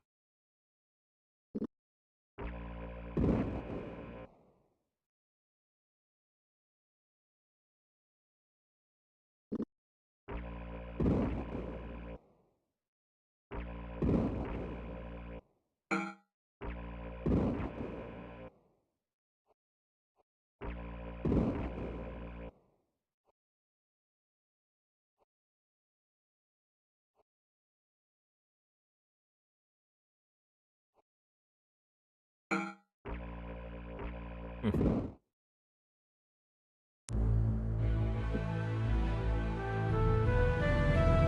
I'll probably need to load the bookmark.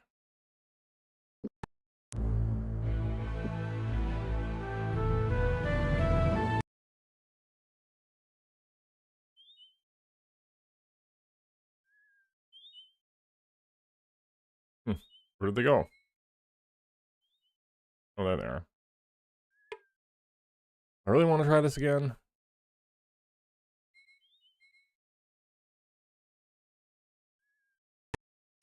Oh, we caught them by surprise this time, it said.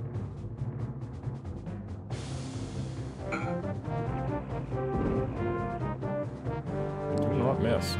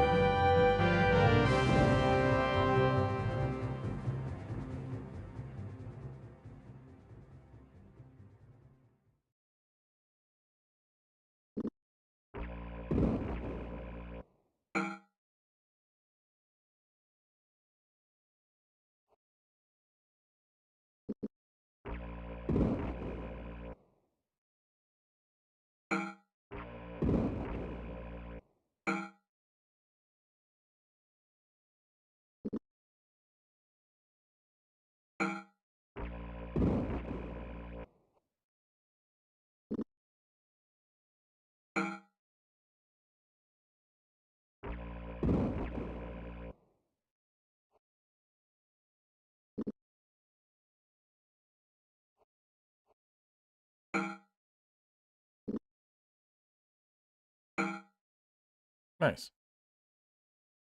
Creatures had vanished. Fearful the creatures might appear from behind, Owen spun, but found the menacing apparitions had indeed disappeared back to wherever they had come from. They're gone, he said, his voice still raw from exertion. Let's get moving again.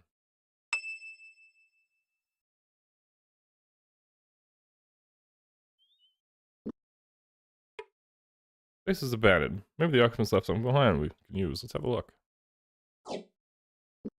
I was hoping that would be the source of the Rizalki. Thank you.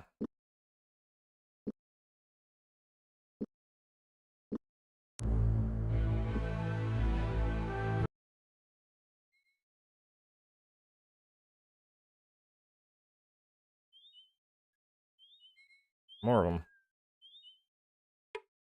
Agreed to attack. What if I use some of my stuff here? Enhance the quality of swords.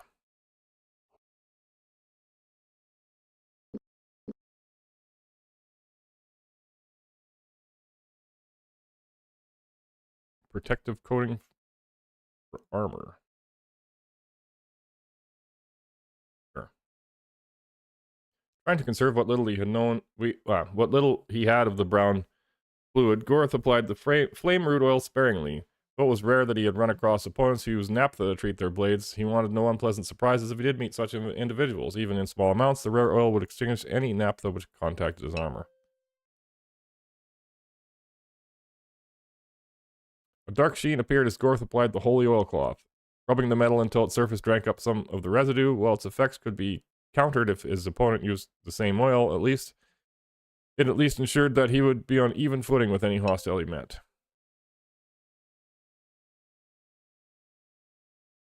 What's this supposed to do?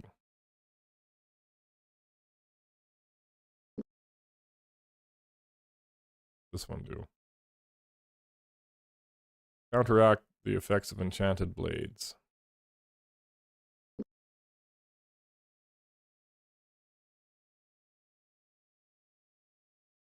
Strength potion. Drink it. James took a sparing swig from the vial of Fatimore's formula, cringing as faint rushes of heat washed through his muscles. Suddenly he felt wildly exhilarated. What's this book? Alms of Dala. We'll be reading that every chance we get. I think it gives defense or something. That is the group we picked out. Well, let's try it. They caught their opponents by surprise. So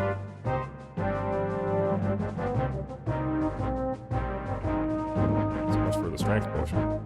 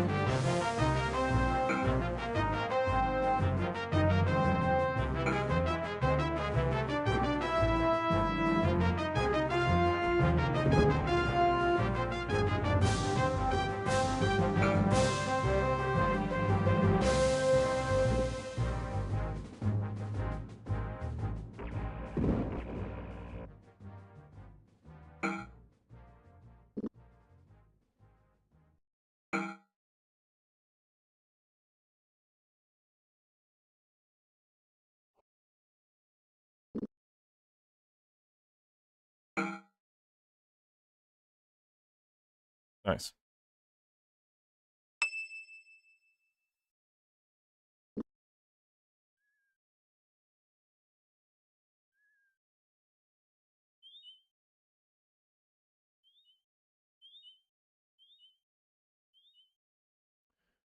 Jim stopped. With a puzzled look on his face, he turned to Gorth. There are some men up ahead, and judging by their strides, I'd say they're guarding something. Perhaps we should avoid the area until we can find out what they're up to. I say we slay them all. James heard a belch. Ahead of them, a mercenary took a last swill from a bottle of alcohol before throwing it aside. We've got us a nice arrangement here, he said. Me and the innkeeper at the River Pilot's Folly. Too bad you decided to muck about with me. You'll be sorry you crossed swords with Krondor. The innkeeper paid this guy because I came into there sick.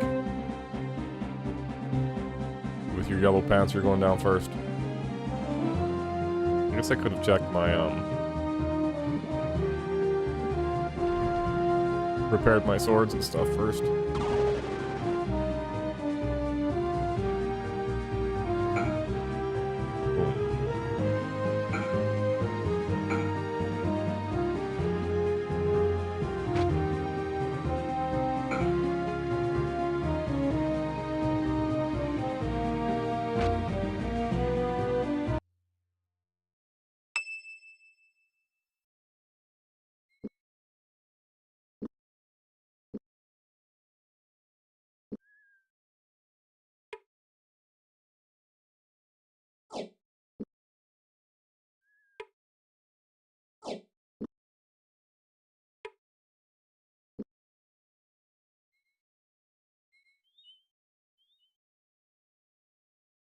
I see something buried in here?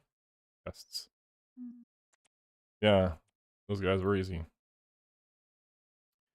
Forrest stopped and stared off in the distance. After several seconds of contemplation, he turned and began to speak. The hair in the back of my neck is telling me that something is out there. Something evil. If we don't turn back now, I suggest we at least proceed with great caution. Rest right in front of it.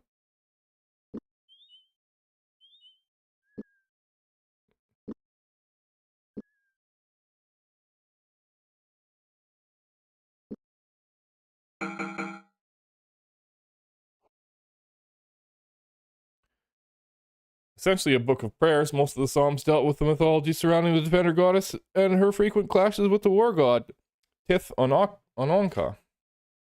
It advised which prayers should be said upon waking, which should be used before sleeping, before eating, before entering inns, and most importantly, which should be mouthed before entering battle, so that the defender goddess would add her favor to the faithful's ability to defend him or herself.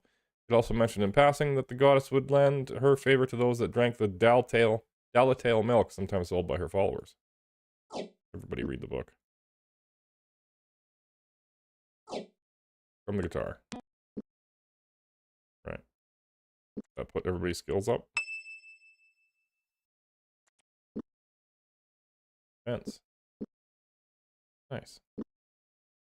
Right. Take a step forward and it should be a fight. No. Since it's nighttime, the enemies aren't here.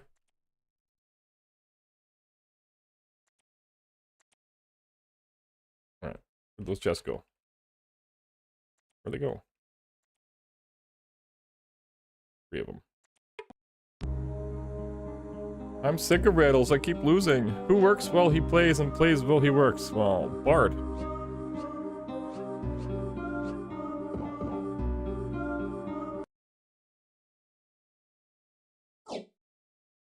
What's that? No, it's not. True Sight Tea. I already read this. It's for archery.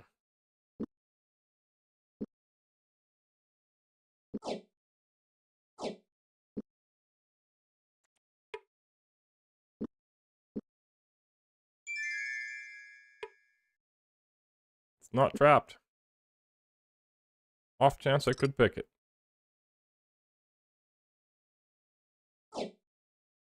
What is this? Kotari poison. Famed on Kalawan as a deadly slow poison, Kotari poison would be of no use on a blade. Its effects too delayed to be of any use against an armed opponent. It could, however, be applied to foods and drinks to strike down an unsuspecting victim. That shovel's better than my shovel, so I guess we'll take it.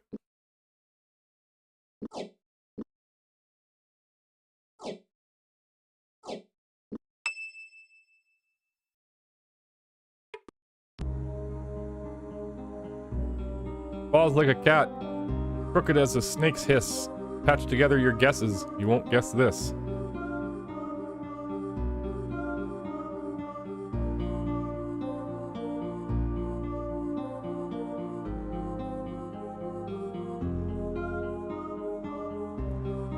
Wham. The riddles.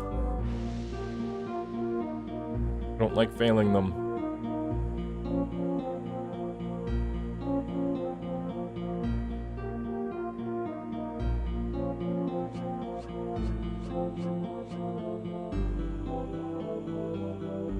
Notepad didn't show up.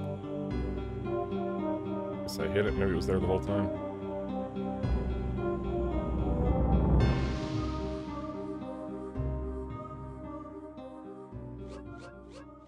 Oops.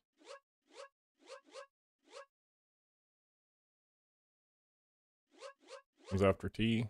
Okay.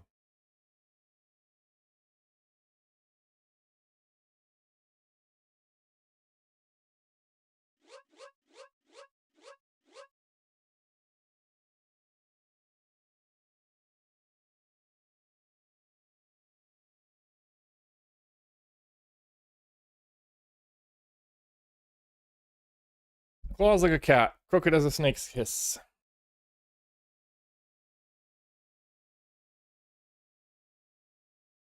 Patch together your guesses, you won't guess this. What else has claws and is crooked?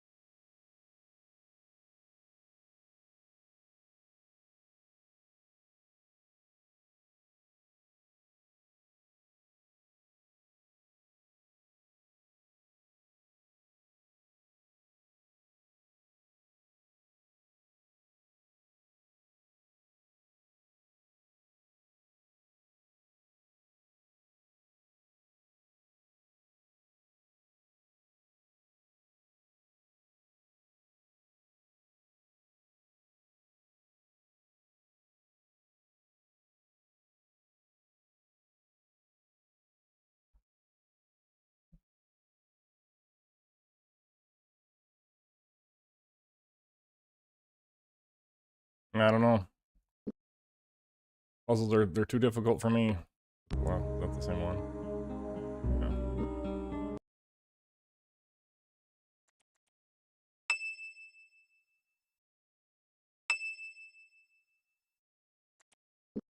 I mean, we're avoiding some fight.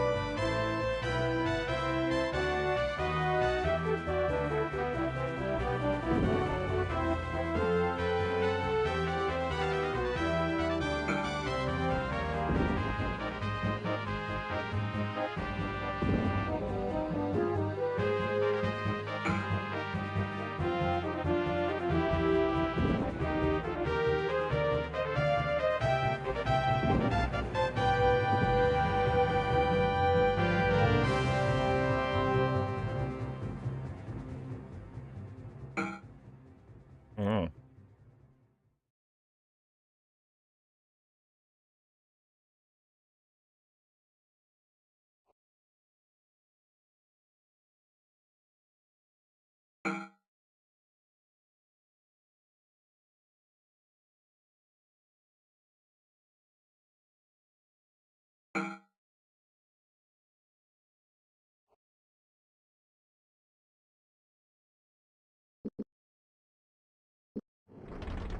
No, I'll probably blow myself up with that. Did blind work? I don't think it did.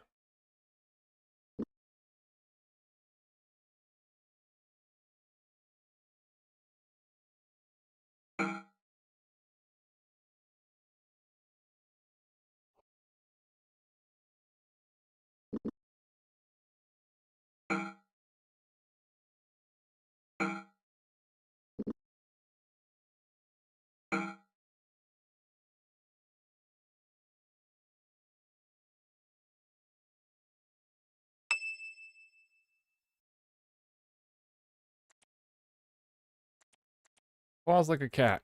Crooked as a snake's hiss.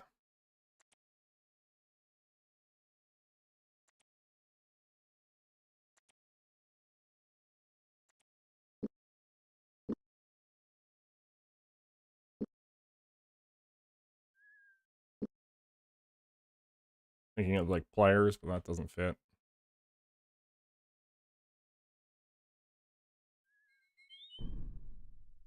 Those are the same guys I killed, yeah.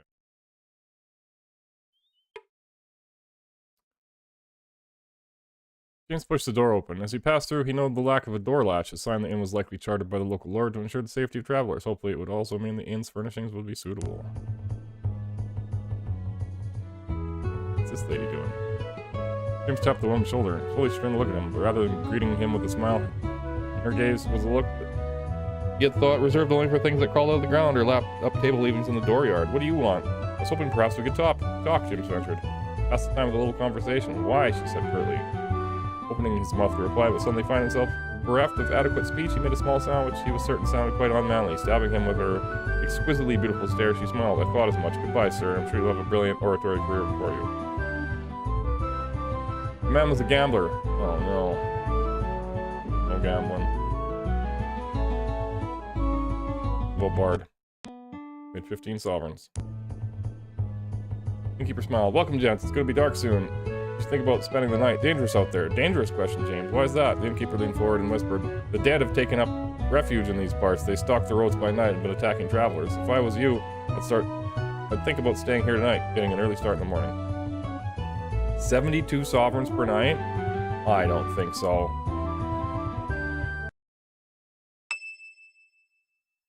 I didn't read this. Dwarf elbowed Odin in the ribs, noticing the color rise in his young companion's cheeks as they surveyed the three young ladies who graced the common room With other matters on their minds, the attentions of a soft-spoken female could be fatally distracting should a fight break out in the confines of the room.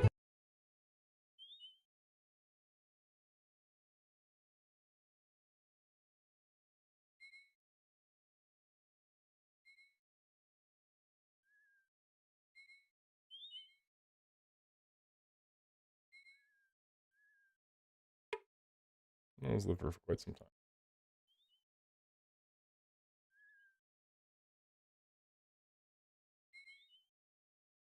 This wasn't the inn, this is something else.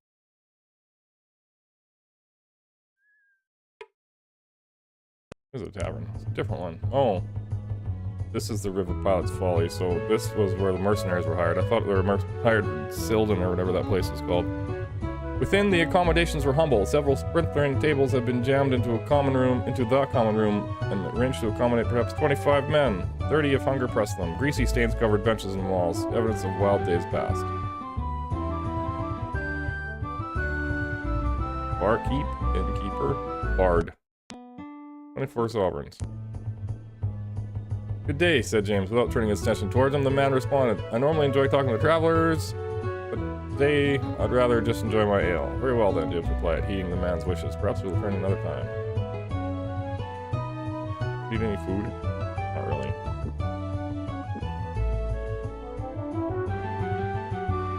This guy says dangerous as well. 25 sovereigns. Well, that's quite a bit cheaper. Here, I'll rest.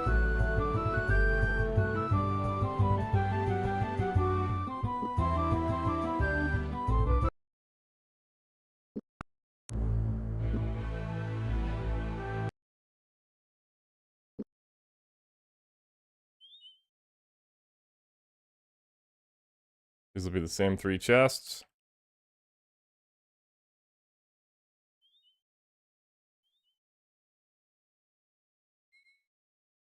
I was thinking a hammer has claws, but it doesn't fit either. The owner of the house, a bearded man of about 50, obviously saw James approaching because the door swung open before he had a chance to knock. Good day to you, sirs. My name is Buck Roush, and who might you be? James made the appropriate introductions, and the man smiled at them warmly. Then he said, the river has been fruitful this year. Could I interest you 5 gents some dried trout? Or perhaps you'd like to buy one of my handmade shovels, or maybe a torch. Sure. Very well then, step right this way, gentlemen. Wait till you taste my dried trout. I season it with fresh basil and just the right amount of sea salt. He smacked his lip loudly as he led them inside. You know what? Give me your trout.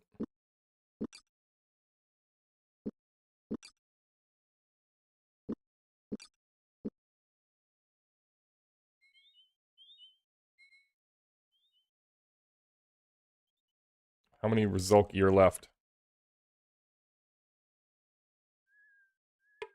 Keep out.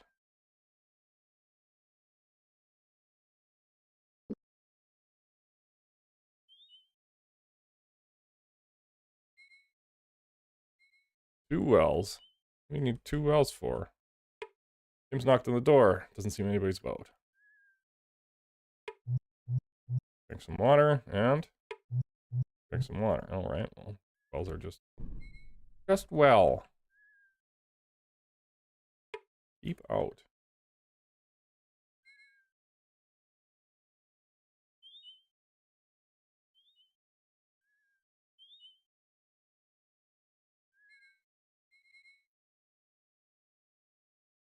Take it that's a field I'm standing on.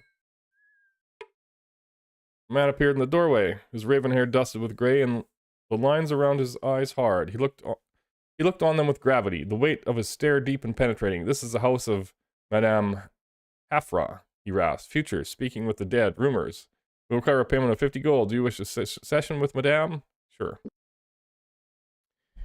James produced the requested amount and handed it over, following the tall man. Just before pushing aside a curtain, he halted and whispered to them. Do not question some of the things my wife may say or do. We have recently lost a daughter, and it has shaken Hoffer's belief in some of her abilities. Please, if she asks for acceptance, no matter what she may have said, please treat her kindly. Without another word, he shoved aside the curtain and allowed them into the rear room where Madame Hafra waited. Seated at a table, she wore a woven brocade vest over a lightly dyed peasant's blouse, and her hands and neck were ornamented with bright wooden beads. Please have a seat, she muttered, waving a brightly nailed hand at the rude chairs sat across from her. As she spoke, her eyelids fluttered as if she were speaking through an alcoholic haze. I may provide 3 services for you. We may speak of local rumors, I may tell thee the future, or I may speak to the dead. Which would you have of me? The dead. Closing her eyes, the woman shook as if a tree bowing beneath the winds of a howling gale, her lips drawn taut, her face drained of color. After several moments of effort, she shook her head. I cannot help you. Lim's Cragma holds those who wish too tightly. Believing the session was over, Bella stepped forward to escort them out, but half her motioned for him to keep his place. I do not believe they were finished, she said, treating them with a faint smile. For the price that they have paid, they may continue to ask questions. So, strangers, as I told you before, we may speak of local rumors, I may tell thee the future, I may speak to the dead. Which would you have of me? Future. Very well, Halford said with a weak smile, her posture relaxing visibly as she leaned back into the overstuffed cushions of her sitting chair. We shall tell your future. Shivering as if seized with sudden chill, she flicked a bony figure at Owen. You shall save one whom you admire from a dire fate, but shall awaken the attention of those whom most wish for your destruction. Forever after, you shall find that you walk the path of the world, nameless and alone. Folding her hands into her lap, she looked on them serenely, her face beginning to resume the look of her age. This is the fate I see for you, she said, the slight tremolo in her voice betraying a hint of nervousness. The fates have spoken through me. I accept. Detecting how important it was to the fortune teller that they believed what she told them, James leaned forward and patted the old woman's hands. We believe you, Hapra, he said, reinforcing his words with a flash smile. And we get to do rumors. Rumors, she repeated quietly, leaning forward in her seat. She met James's gaze and held it, allowing her voice to harden. Rumors? I will tell thee of the only rumor about which I know. Many have come and spoken to me of Rizalki that roam the lands near the Riverpot's Folly at night, but these are lies. Startled with the ferocity of which the woman had bitten off the last word, James shrugged his shoulders. I had not heard anything of them. Do not seek the Rizalki, she continued, her voice still frantic. They are of no harm to anyone. Although he had remained quiet as Haffer had begun to rant, Bella moved forward and touched her on the shoulder, seemingly relieving the wildness that was overcoming him. These gentlemen are friends, he said quietly. You will not be injured. Taking his hand, she nodded once. Then looked back at James. You will forgive me. This has touched our lives. I can explain no further. Okay. Noticing that Gorth appeared to be drifting off, James threw him a sympathetic smile. I think we've heard enough for now, Madame Hafra. Perhaps we will come and see you again. Very well. Bella shall show you out. Right. I don't want to save all the saves, but let's save all the saves. Uh-oh. Or bad guys. Oh, that's a different one.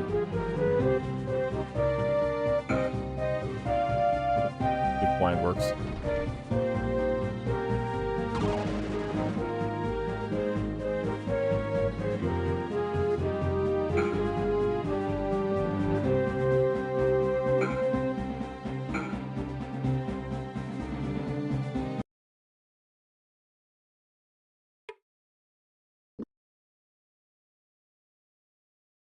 I guess I could read that again. 50 gold, James choked. I don't believe so. No, I can just as well cast a stone in a river and read the ripples on the surface as throw that much gold away. May then you sleep with the Rizalki, the man hissed in reply. Be gone.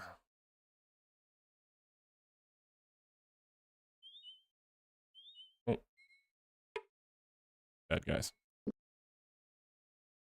Someone or something screamed a warning. By the time it reached the ears of his companions, James had already sized up the situation and stood poised for the first strike. Within seconds, the battle was joined.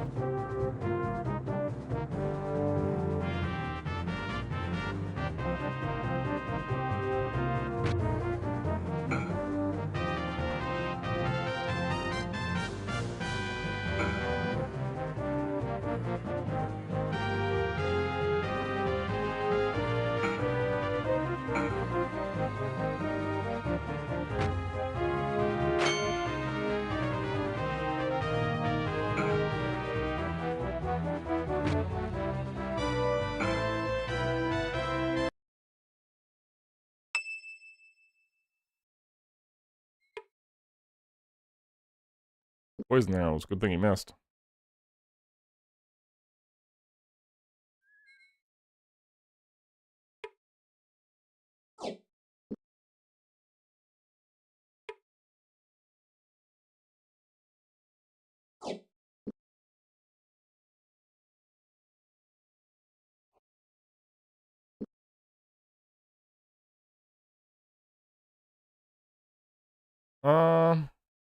I need to go to a barn outside Lighton for some seals.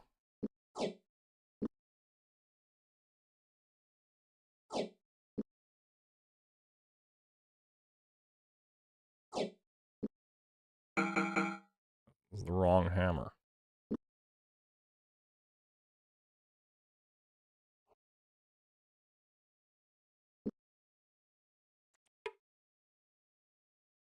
Another note. Crawler, the seals are perfect. Is that the one I dropped? It must be the one I dropped. I thought I dropped it on the ground, not on the body.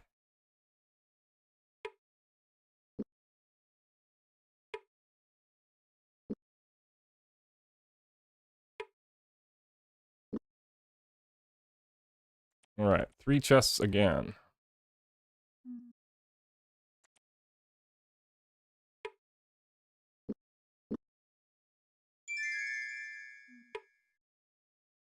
Not trapped.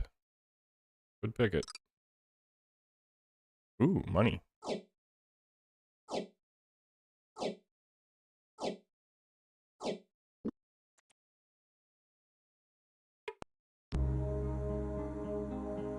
A barrel of rainwater. Oh, I know this one. Weighs 20 pounds. What must you add to make it weigh 15?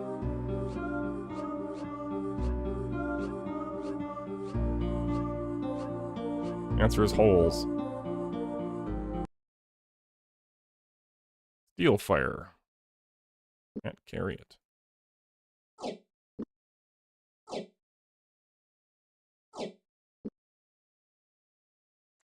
One box left. Let's learn steel fire.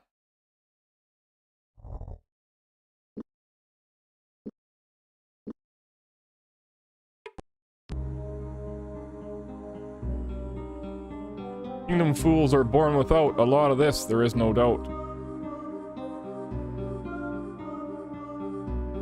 Just like coin? No.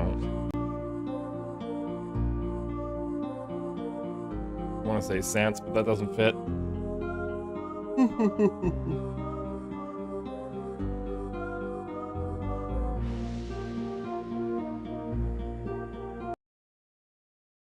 Reset the dials.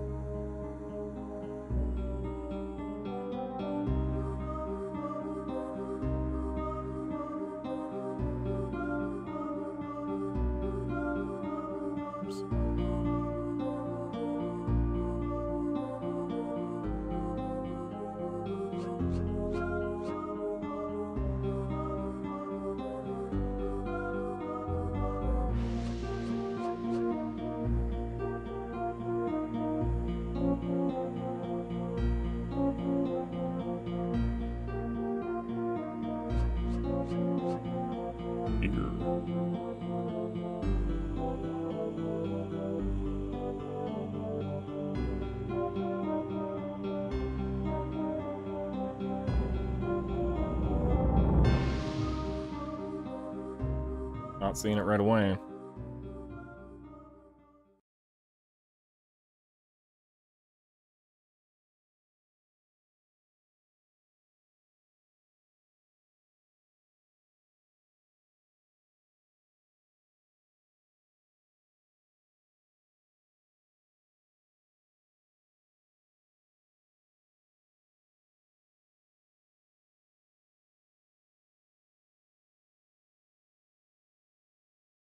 I don't know, ale, but that doesn't really seem right.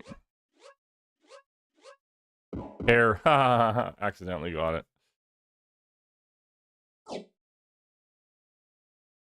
There isn't enough room.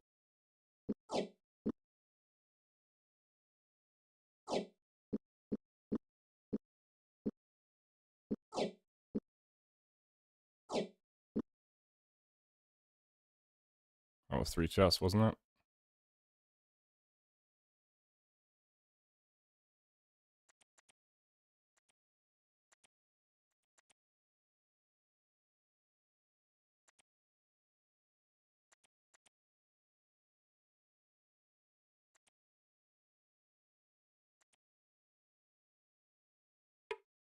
Loop. Move down.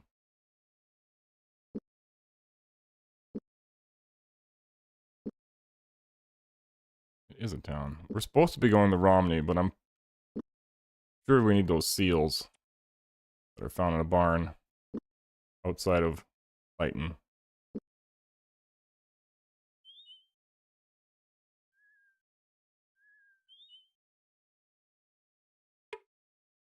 Doesn't seem anyone's about. In front of the wooden door, James paused to marvel at the construction of the house. Unlike many such houses, this one had apparently been built quite soundly, out of good materials. He knocked on the solidly built door. A moment later, a large man appeared in the doorway, his sandy-colored hair dancing around on his head thanks to a gentle breeze. "You fellas come about a house? No one builds them better," he said proudly. James took a step back. "We were just admiring the fine job you did. Very nice work. Unfortunately, we're just passing through." They talked to the man a few minutes, discovered there was a temple on the other side of the town, and left.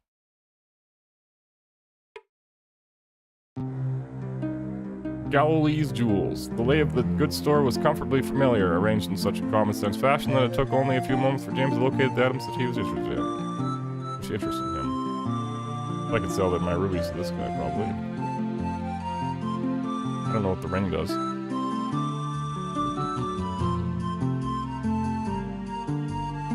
Good for scouting, I guess. Yes, give me the money for all these things.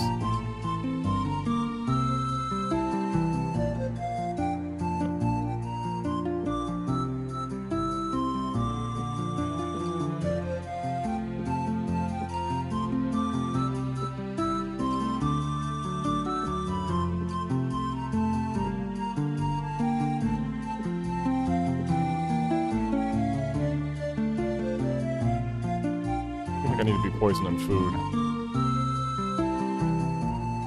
Did I read this? Alpha-Phane's Icer. What? Incised?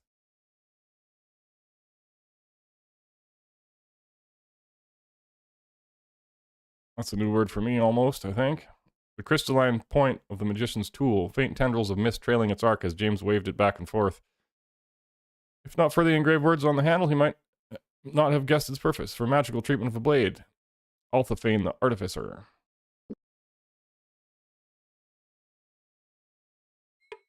Pretty woman of about 30 answered James's knock. She came to the door holding a leather-bound book. Looking past her into the house, James could see 4 or 5 children of various ages. "I'm afraid you gentlemen are a little old for my classes." Yes, okay then. Well, we won't disturb you any further. Goodbye, miss." After the door closed, James turned to Gorth and said, "Don't give me that look. Teachers always make me nervous." The place is abandoned. Maybe the occupants left something behind. A whole bunch of money. Oh, damn. Let's go to the temple last. The house was obviously deserted. Still, James thought it would be a good idea to knock. No sooner than his knuckles touched the wood than the door swung open freely. He blinked several times as his eyes adjusted to the murky darkness. Doesn't seem to be anything.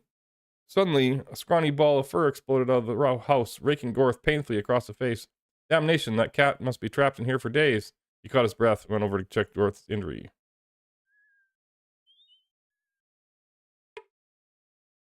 The front door of the small house held a crudely made sign which read, "Unzill items for sale." James knocked and waited for someone to answer the door. A tall, shadowy man appeared and ushered them into the house. "You come to buy something, yes?" he asked, through crooked yellow teeth. "I guess it depends on what you're selling, friend," Gorth replied.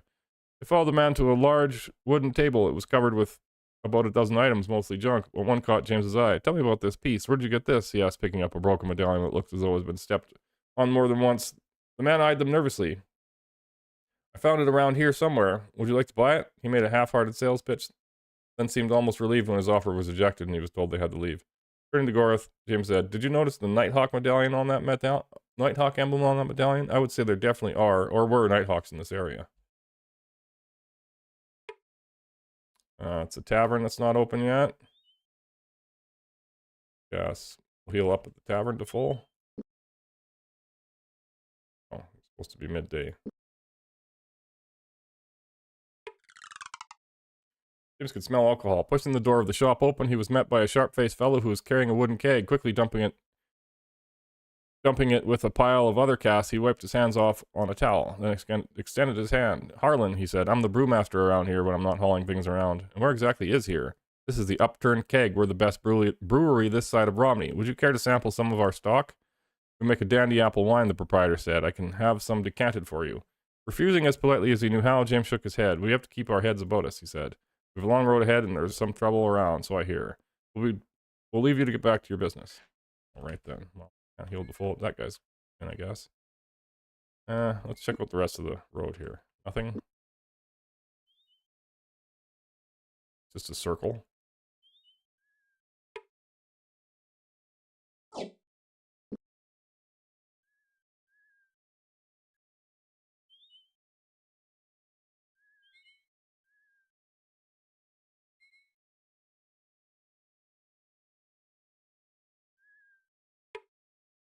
James pushed the door open. Looks like this used to be a temple of some kind, he said, but it would appear this place was abandoned some time ago. Oh, well, darn.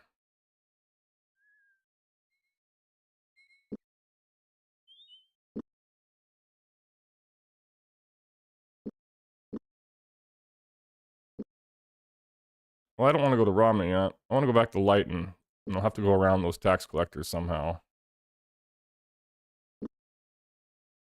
And after we get the seals, I think we'll end the stream. We can go to Romney tomorrow. Well, tomorrow is Sunday, I think, so maybe Monday. Yeah, tomorrow's Sunday.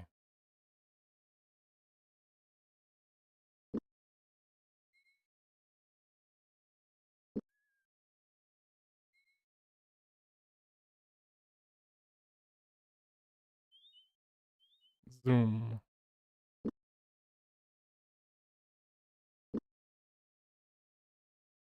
Something buried. Rations. This one will be poisoned or spoiled. Spoiled.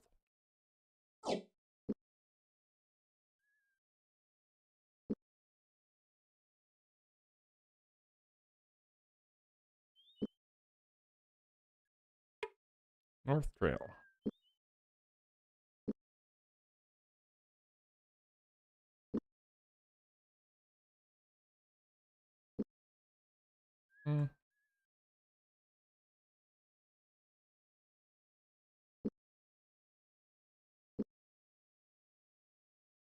Oh, I see. This one just goes to this place again.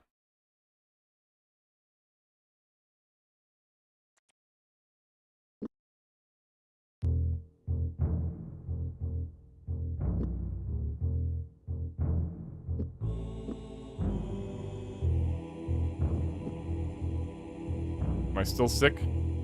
Talk to the tavern guy again. Which guy was it? This guy got mad at me? You'll bring ill luck on all our heads. I do not wish your business. Why do you wish us gone? If you are here, then you cross paths with those who work for the crawler. All who cross him die. You wouldn't have to mean some of the men who are waiting outside town, would you? I will say nothing more to you. I'm content as a living man. I can understand your fears. I'll ask no more questions of you. Ooh, I made 125 bucks. One played, losing himself in the flow of the music. He occasionally mangled a note or two, but on the whole did justice to This Kingdom Mine, the only tune he knew by heart. That was nice, the tavern keeper said with a smile, handing over 125 sovereigns. You'll have to play for us again sometime. 6 sovereigns a night. One more time.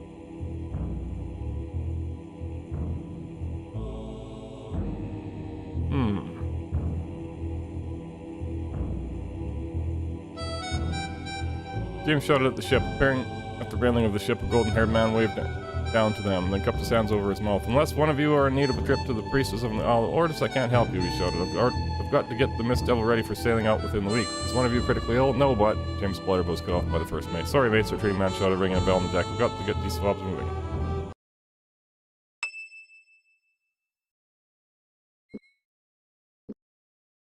Play the guitar and read a book.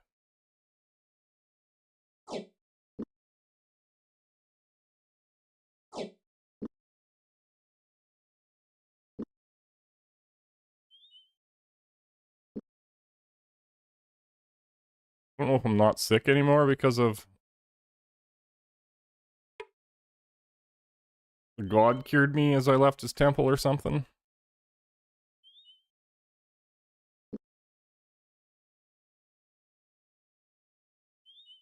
Or if I am still sick.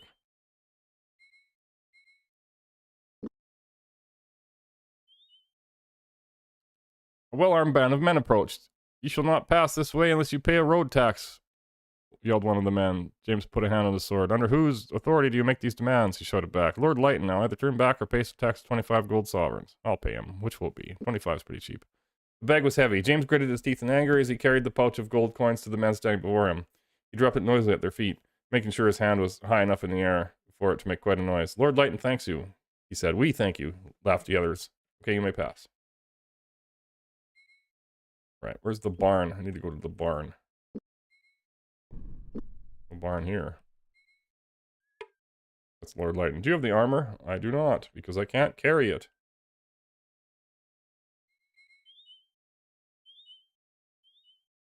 Here's a barn. Nope. Here's a barn. Nope. I did say near Lighton, not at Lighton. I paid those guys for nothing. Which direction is near? Oh, I guess we haven't been west yet, so I would have found it if I did, probably then.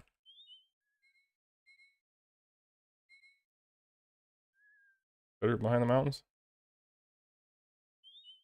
No.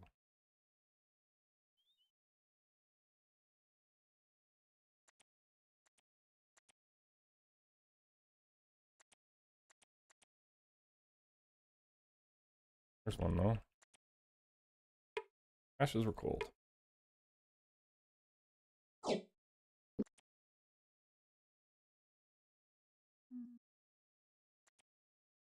There's a field. A barn? There is. Gotta be it. Jim spotted a man in the field. Bent over, he appeared to be a farmer of some stripe, though his work seemed to become more industrious as they drew closer to him. Undoubtedly, he had seen them as well. What a nice stead you have here.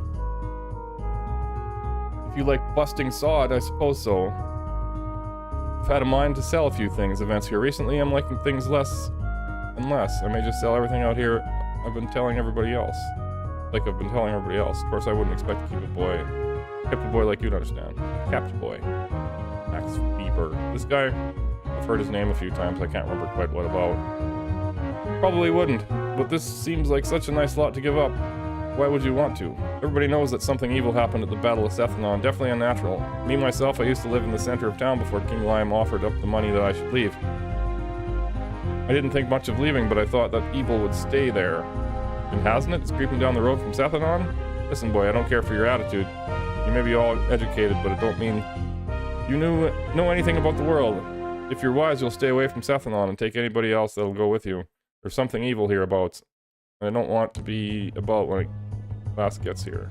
How much you want for your land? What? This is evil and it's so imminent and you're anxious to be away from it. I'd be interested in buying this little lot of yours. I'm not afraid of ghosts. What will you sell it to me for? Well, I haven't actually decided to make the move as yet. Don't want to get the cart before the horse, you know. It'll likely be a while before I sell, see? Don't want to rush it. Do you know anything about the land that adjoins yours by any chance? Is it for sale? No, not anymore. I bought it when the old widow Petruma moved out. You bought it? I thought you said you wished to move. I do, and look, I haven't time to stand about talking all day. If you're interested in the land, go ahead and look around. Just stay clear of my stead now. I've got things to do. Good day. Good day to you, sir.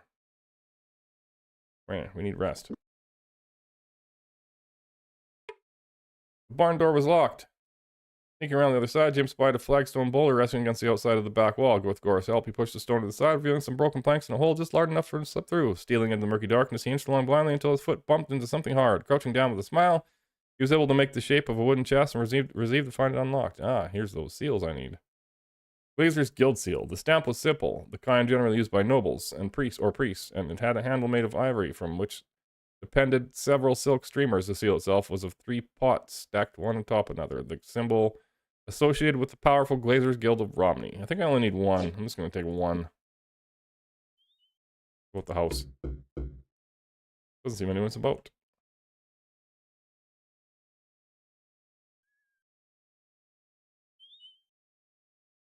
Guess I didn't beat all the Rizalki because they wouldn't let me back to that island. This guy says, don't go to Sethanon, something evil there.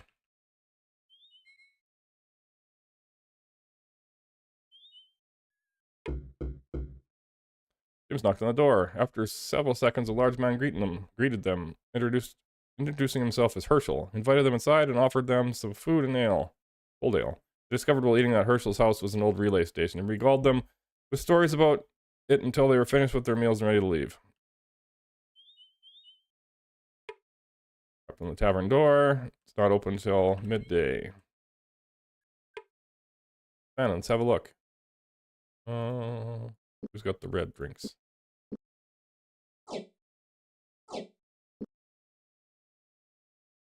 And a store.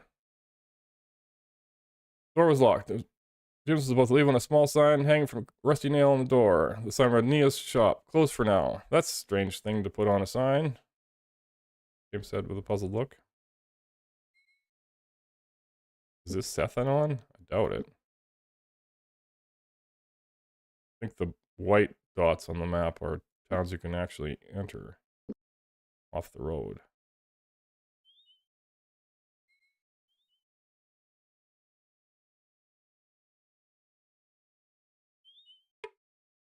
No one's lived here in some time.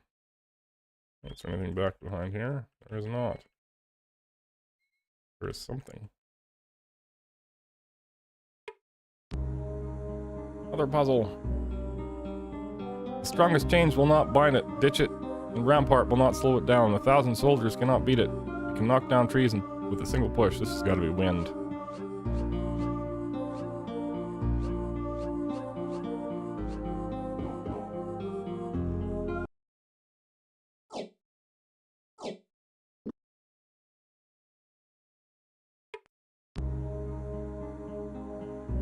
Mortal brothers, make it rain. Kingdom rivers, crimson pain. Blood?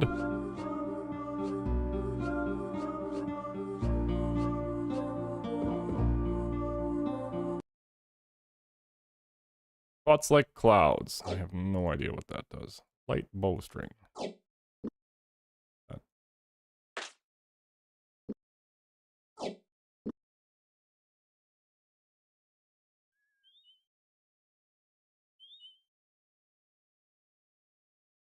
Alright, did I skip the entrance to this place? I did.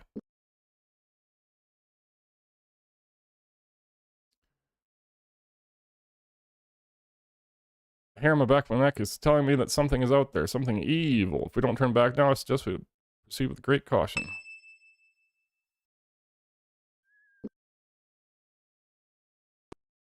James gasped, fighting back the terror, rising with him as icy wave passed through his body, hitting him in the chest with a sledgehammer blow that forced the air of his lungs. As he fought to catch his breath, he suddenly found himself under attack. Ghosts.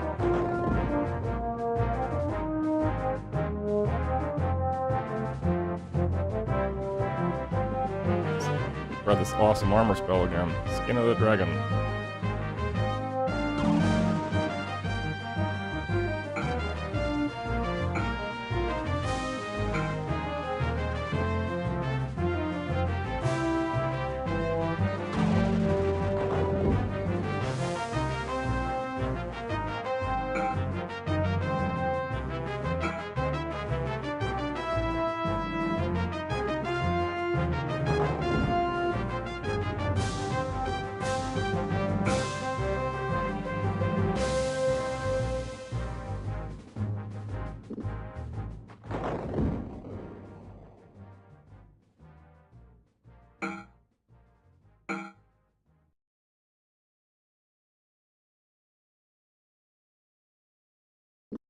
To read the spell book.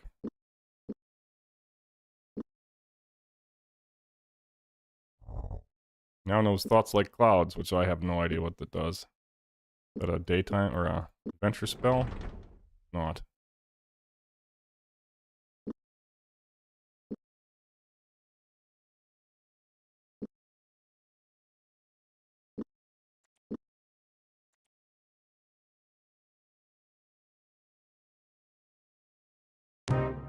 Is there just gonna be ghosts forever, or is it because I rest?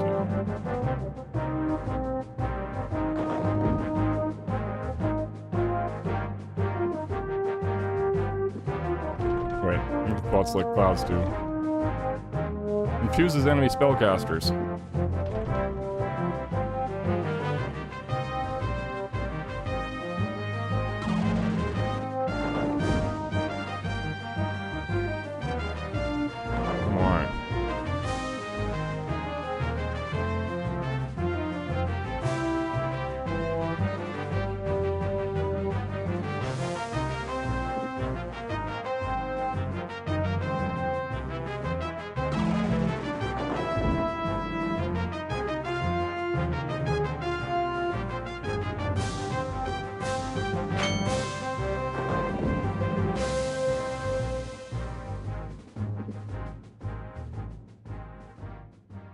think I can give Gorth 15 health.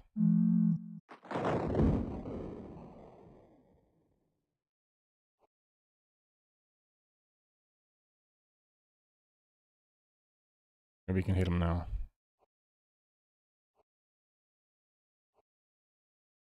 Come on, start hitting something. Oh no!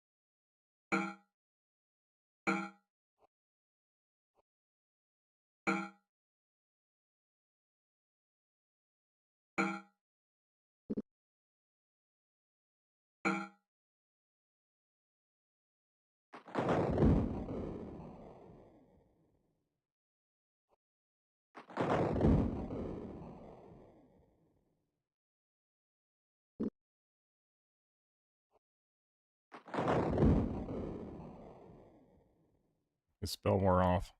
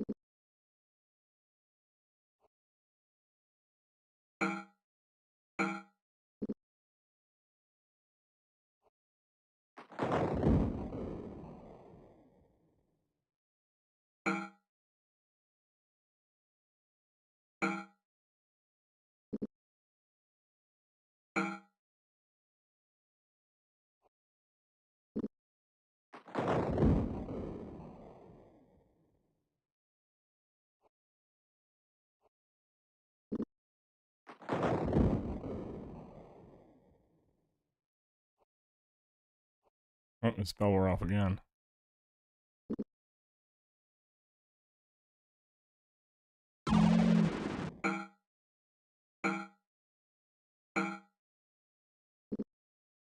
Oh god. What a Gorus.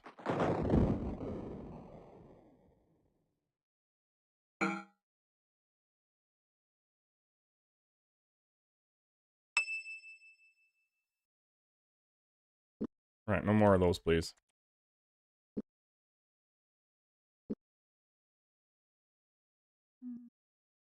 Oh no. Oh my.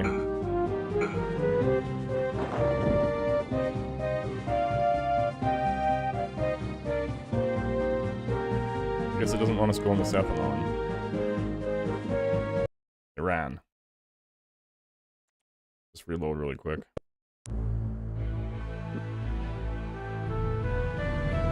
Let's go the opposite direction. No.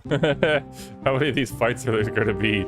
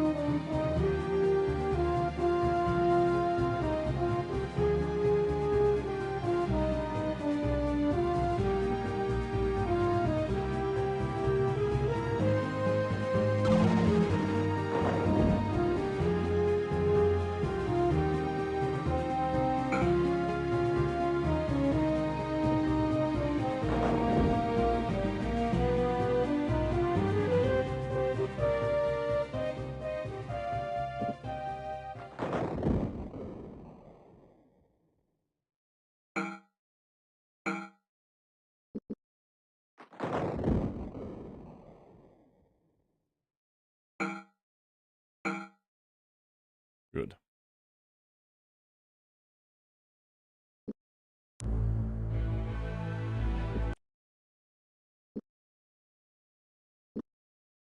Alright. Back the way we came, which is this way. Please no more. Every step is going to be a battle. No, okay.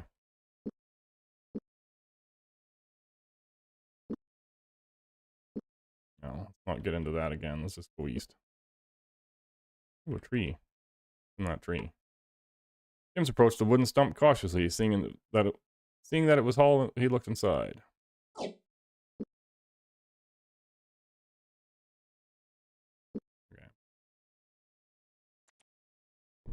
Wait, there's a tavern here.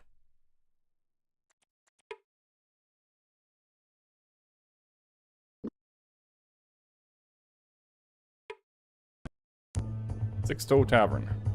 I can talk to 2 people. James motioned to the figure across the room. The woman made her way across the wooden floor until she was standing before them. Oh there, may I buy? I can't open the shop. I don't care how much you have to offer or who you are. I can't go in there again. I was offering, miss, to buy you a drink.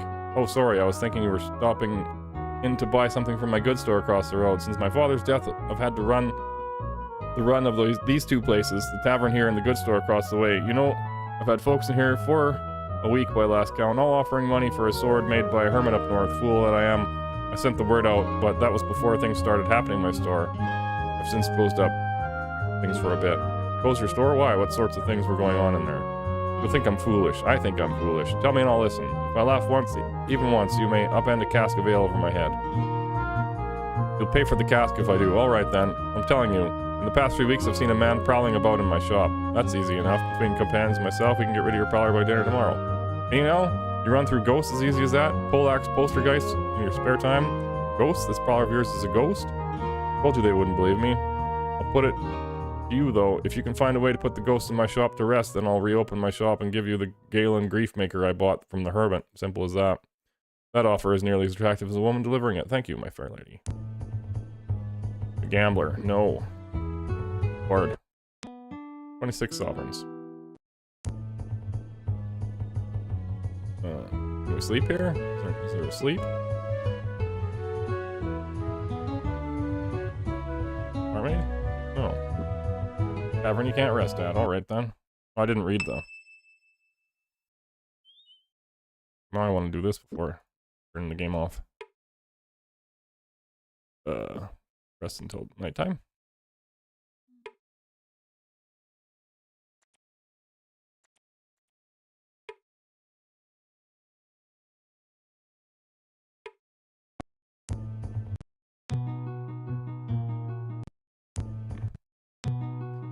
We haven't come by the tavern for a drink. Tapped out the last of my supplies this morning. I don't know how long it'll be before the wagons come around once again. No one wants to come anywhere close to Nia's goods, even though it's across the crossroad.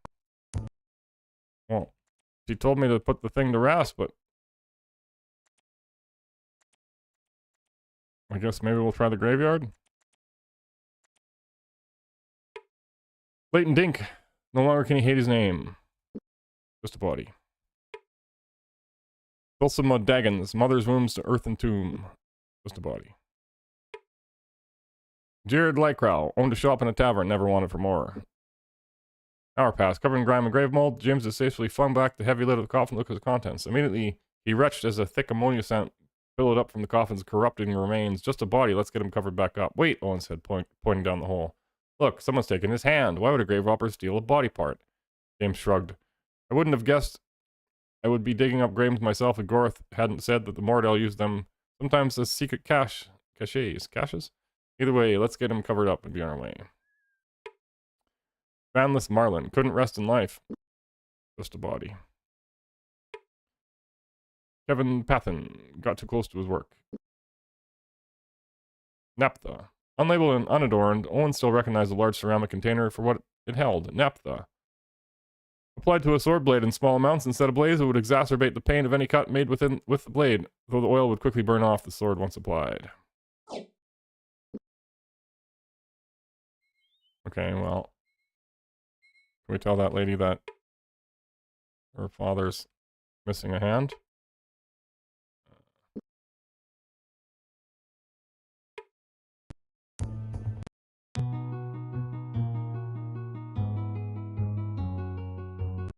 That's a no. Alrighty then. Well, I guess that's enough for today, so thanks for watching. Thanks for liking and subscribing and pressing the buttons. I guess we'll see you Monday, probably, for 2 more hours of Betrayal at Krondor. Hopefully we'll get somewhere. We'll finish this chapter 2, I think we're on, and start reading about chapter 3. Get the Romney. Yeah. Thanks for watching. Thanks for joining me. See you next time. Peace. Love you.